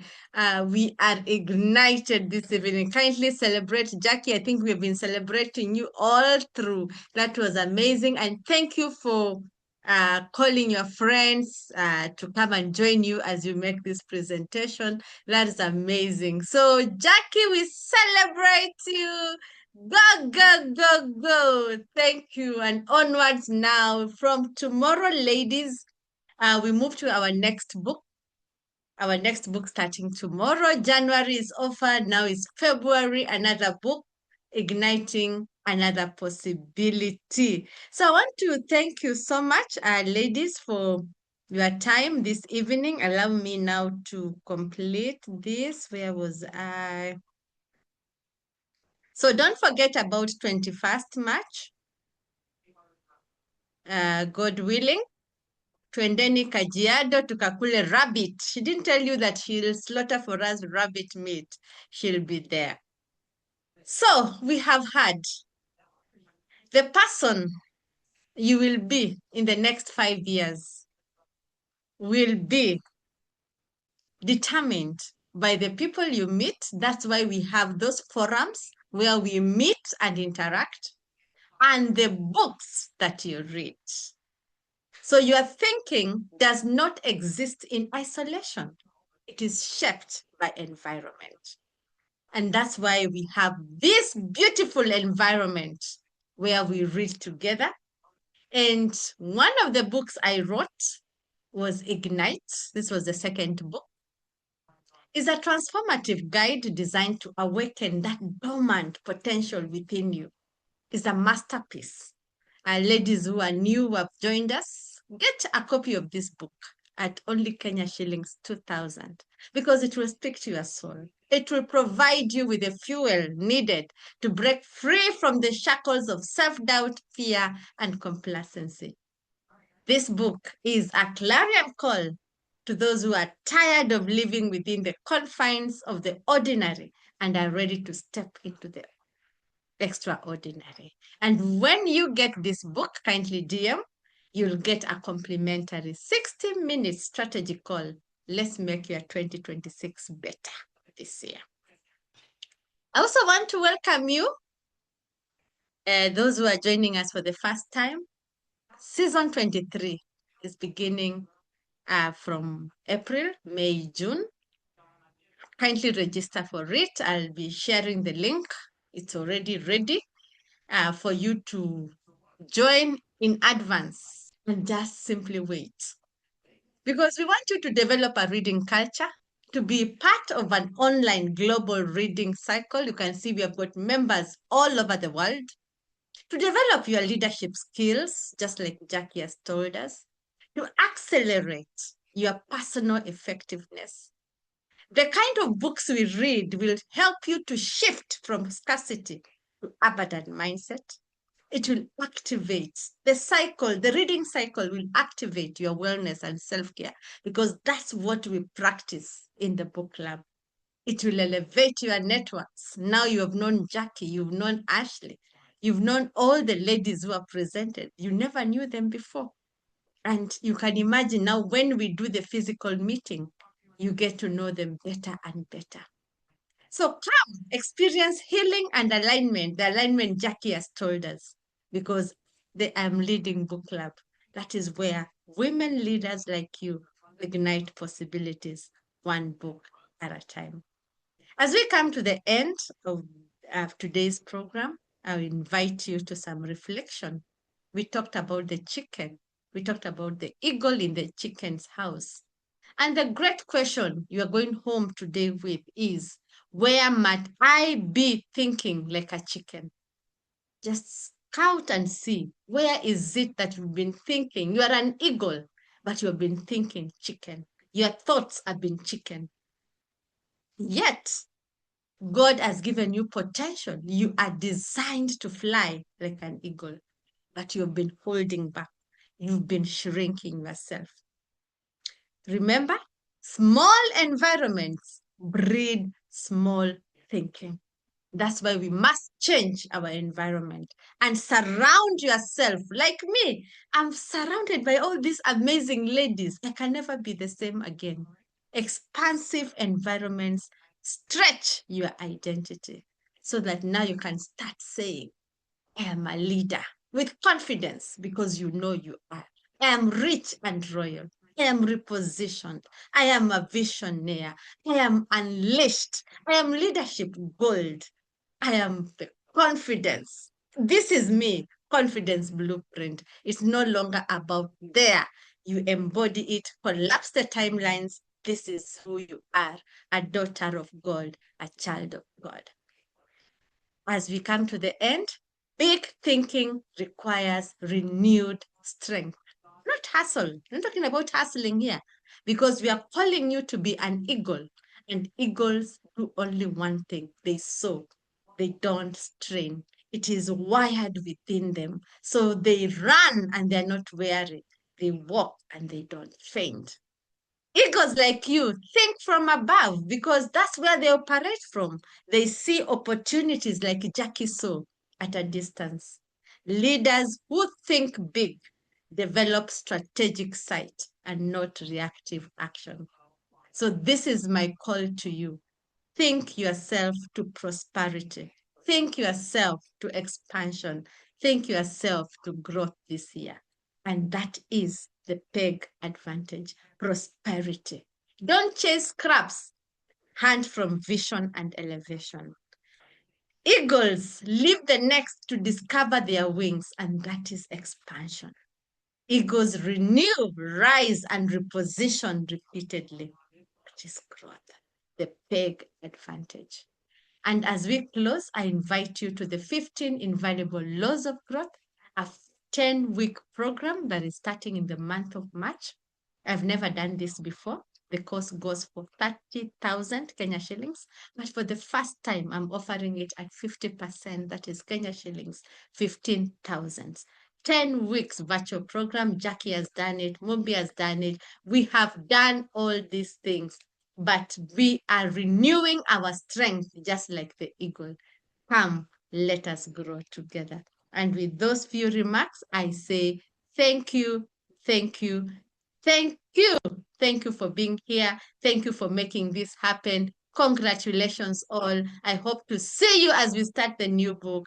Asanteni sana sana sana. I can't believe it's 9 already, but it was an evening. It's only once in a month. So thank you so much for joining on. Wow. Thank you. I'll be reading your messages. Now you may leave at your own pleasure. Asanteni sana sana sana. Let me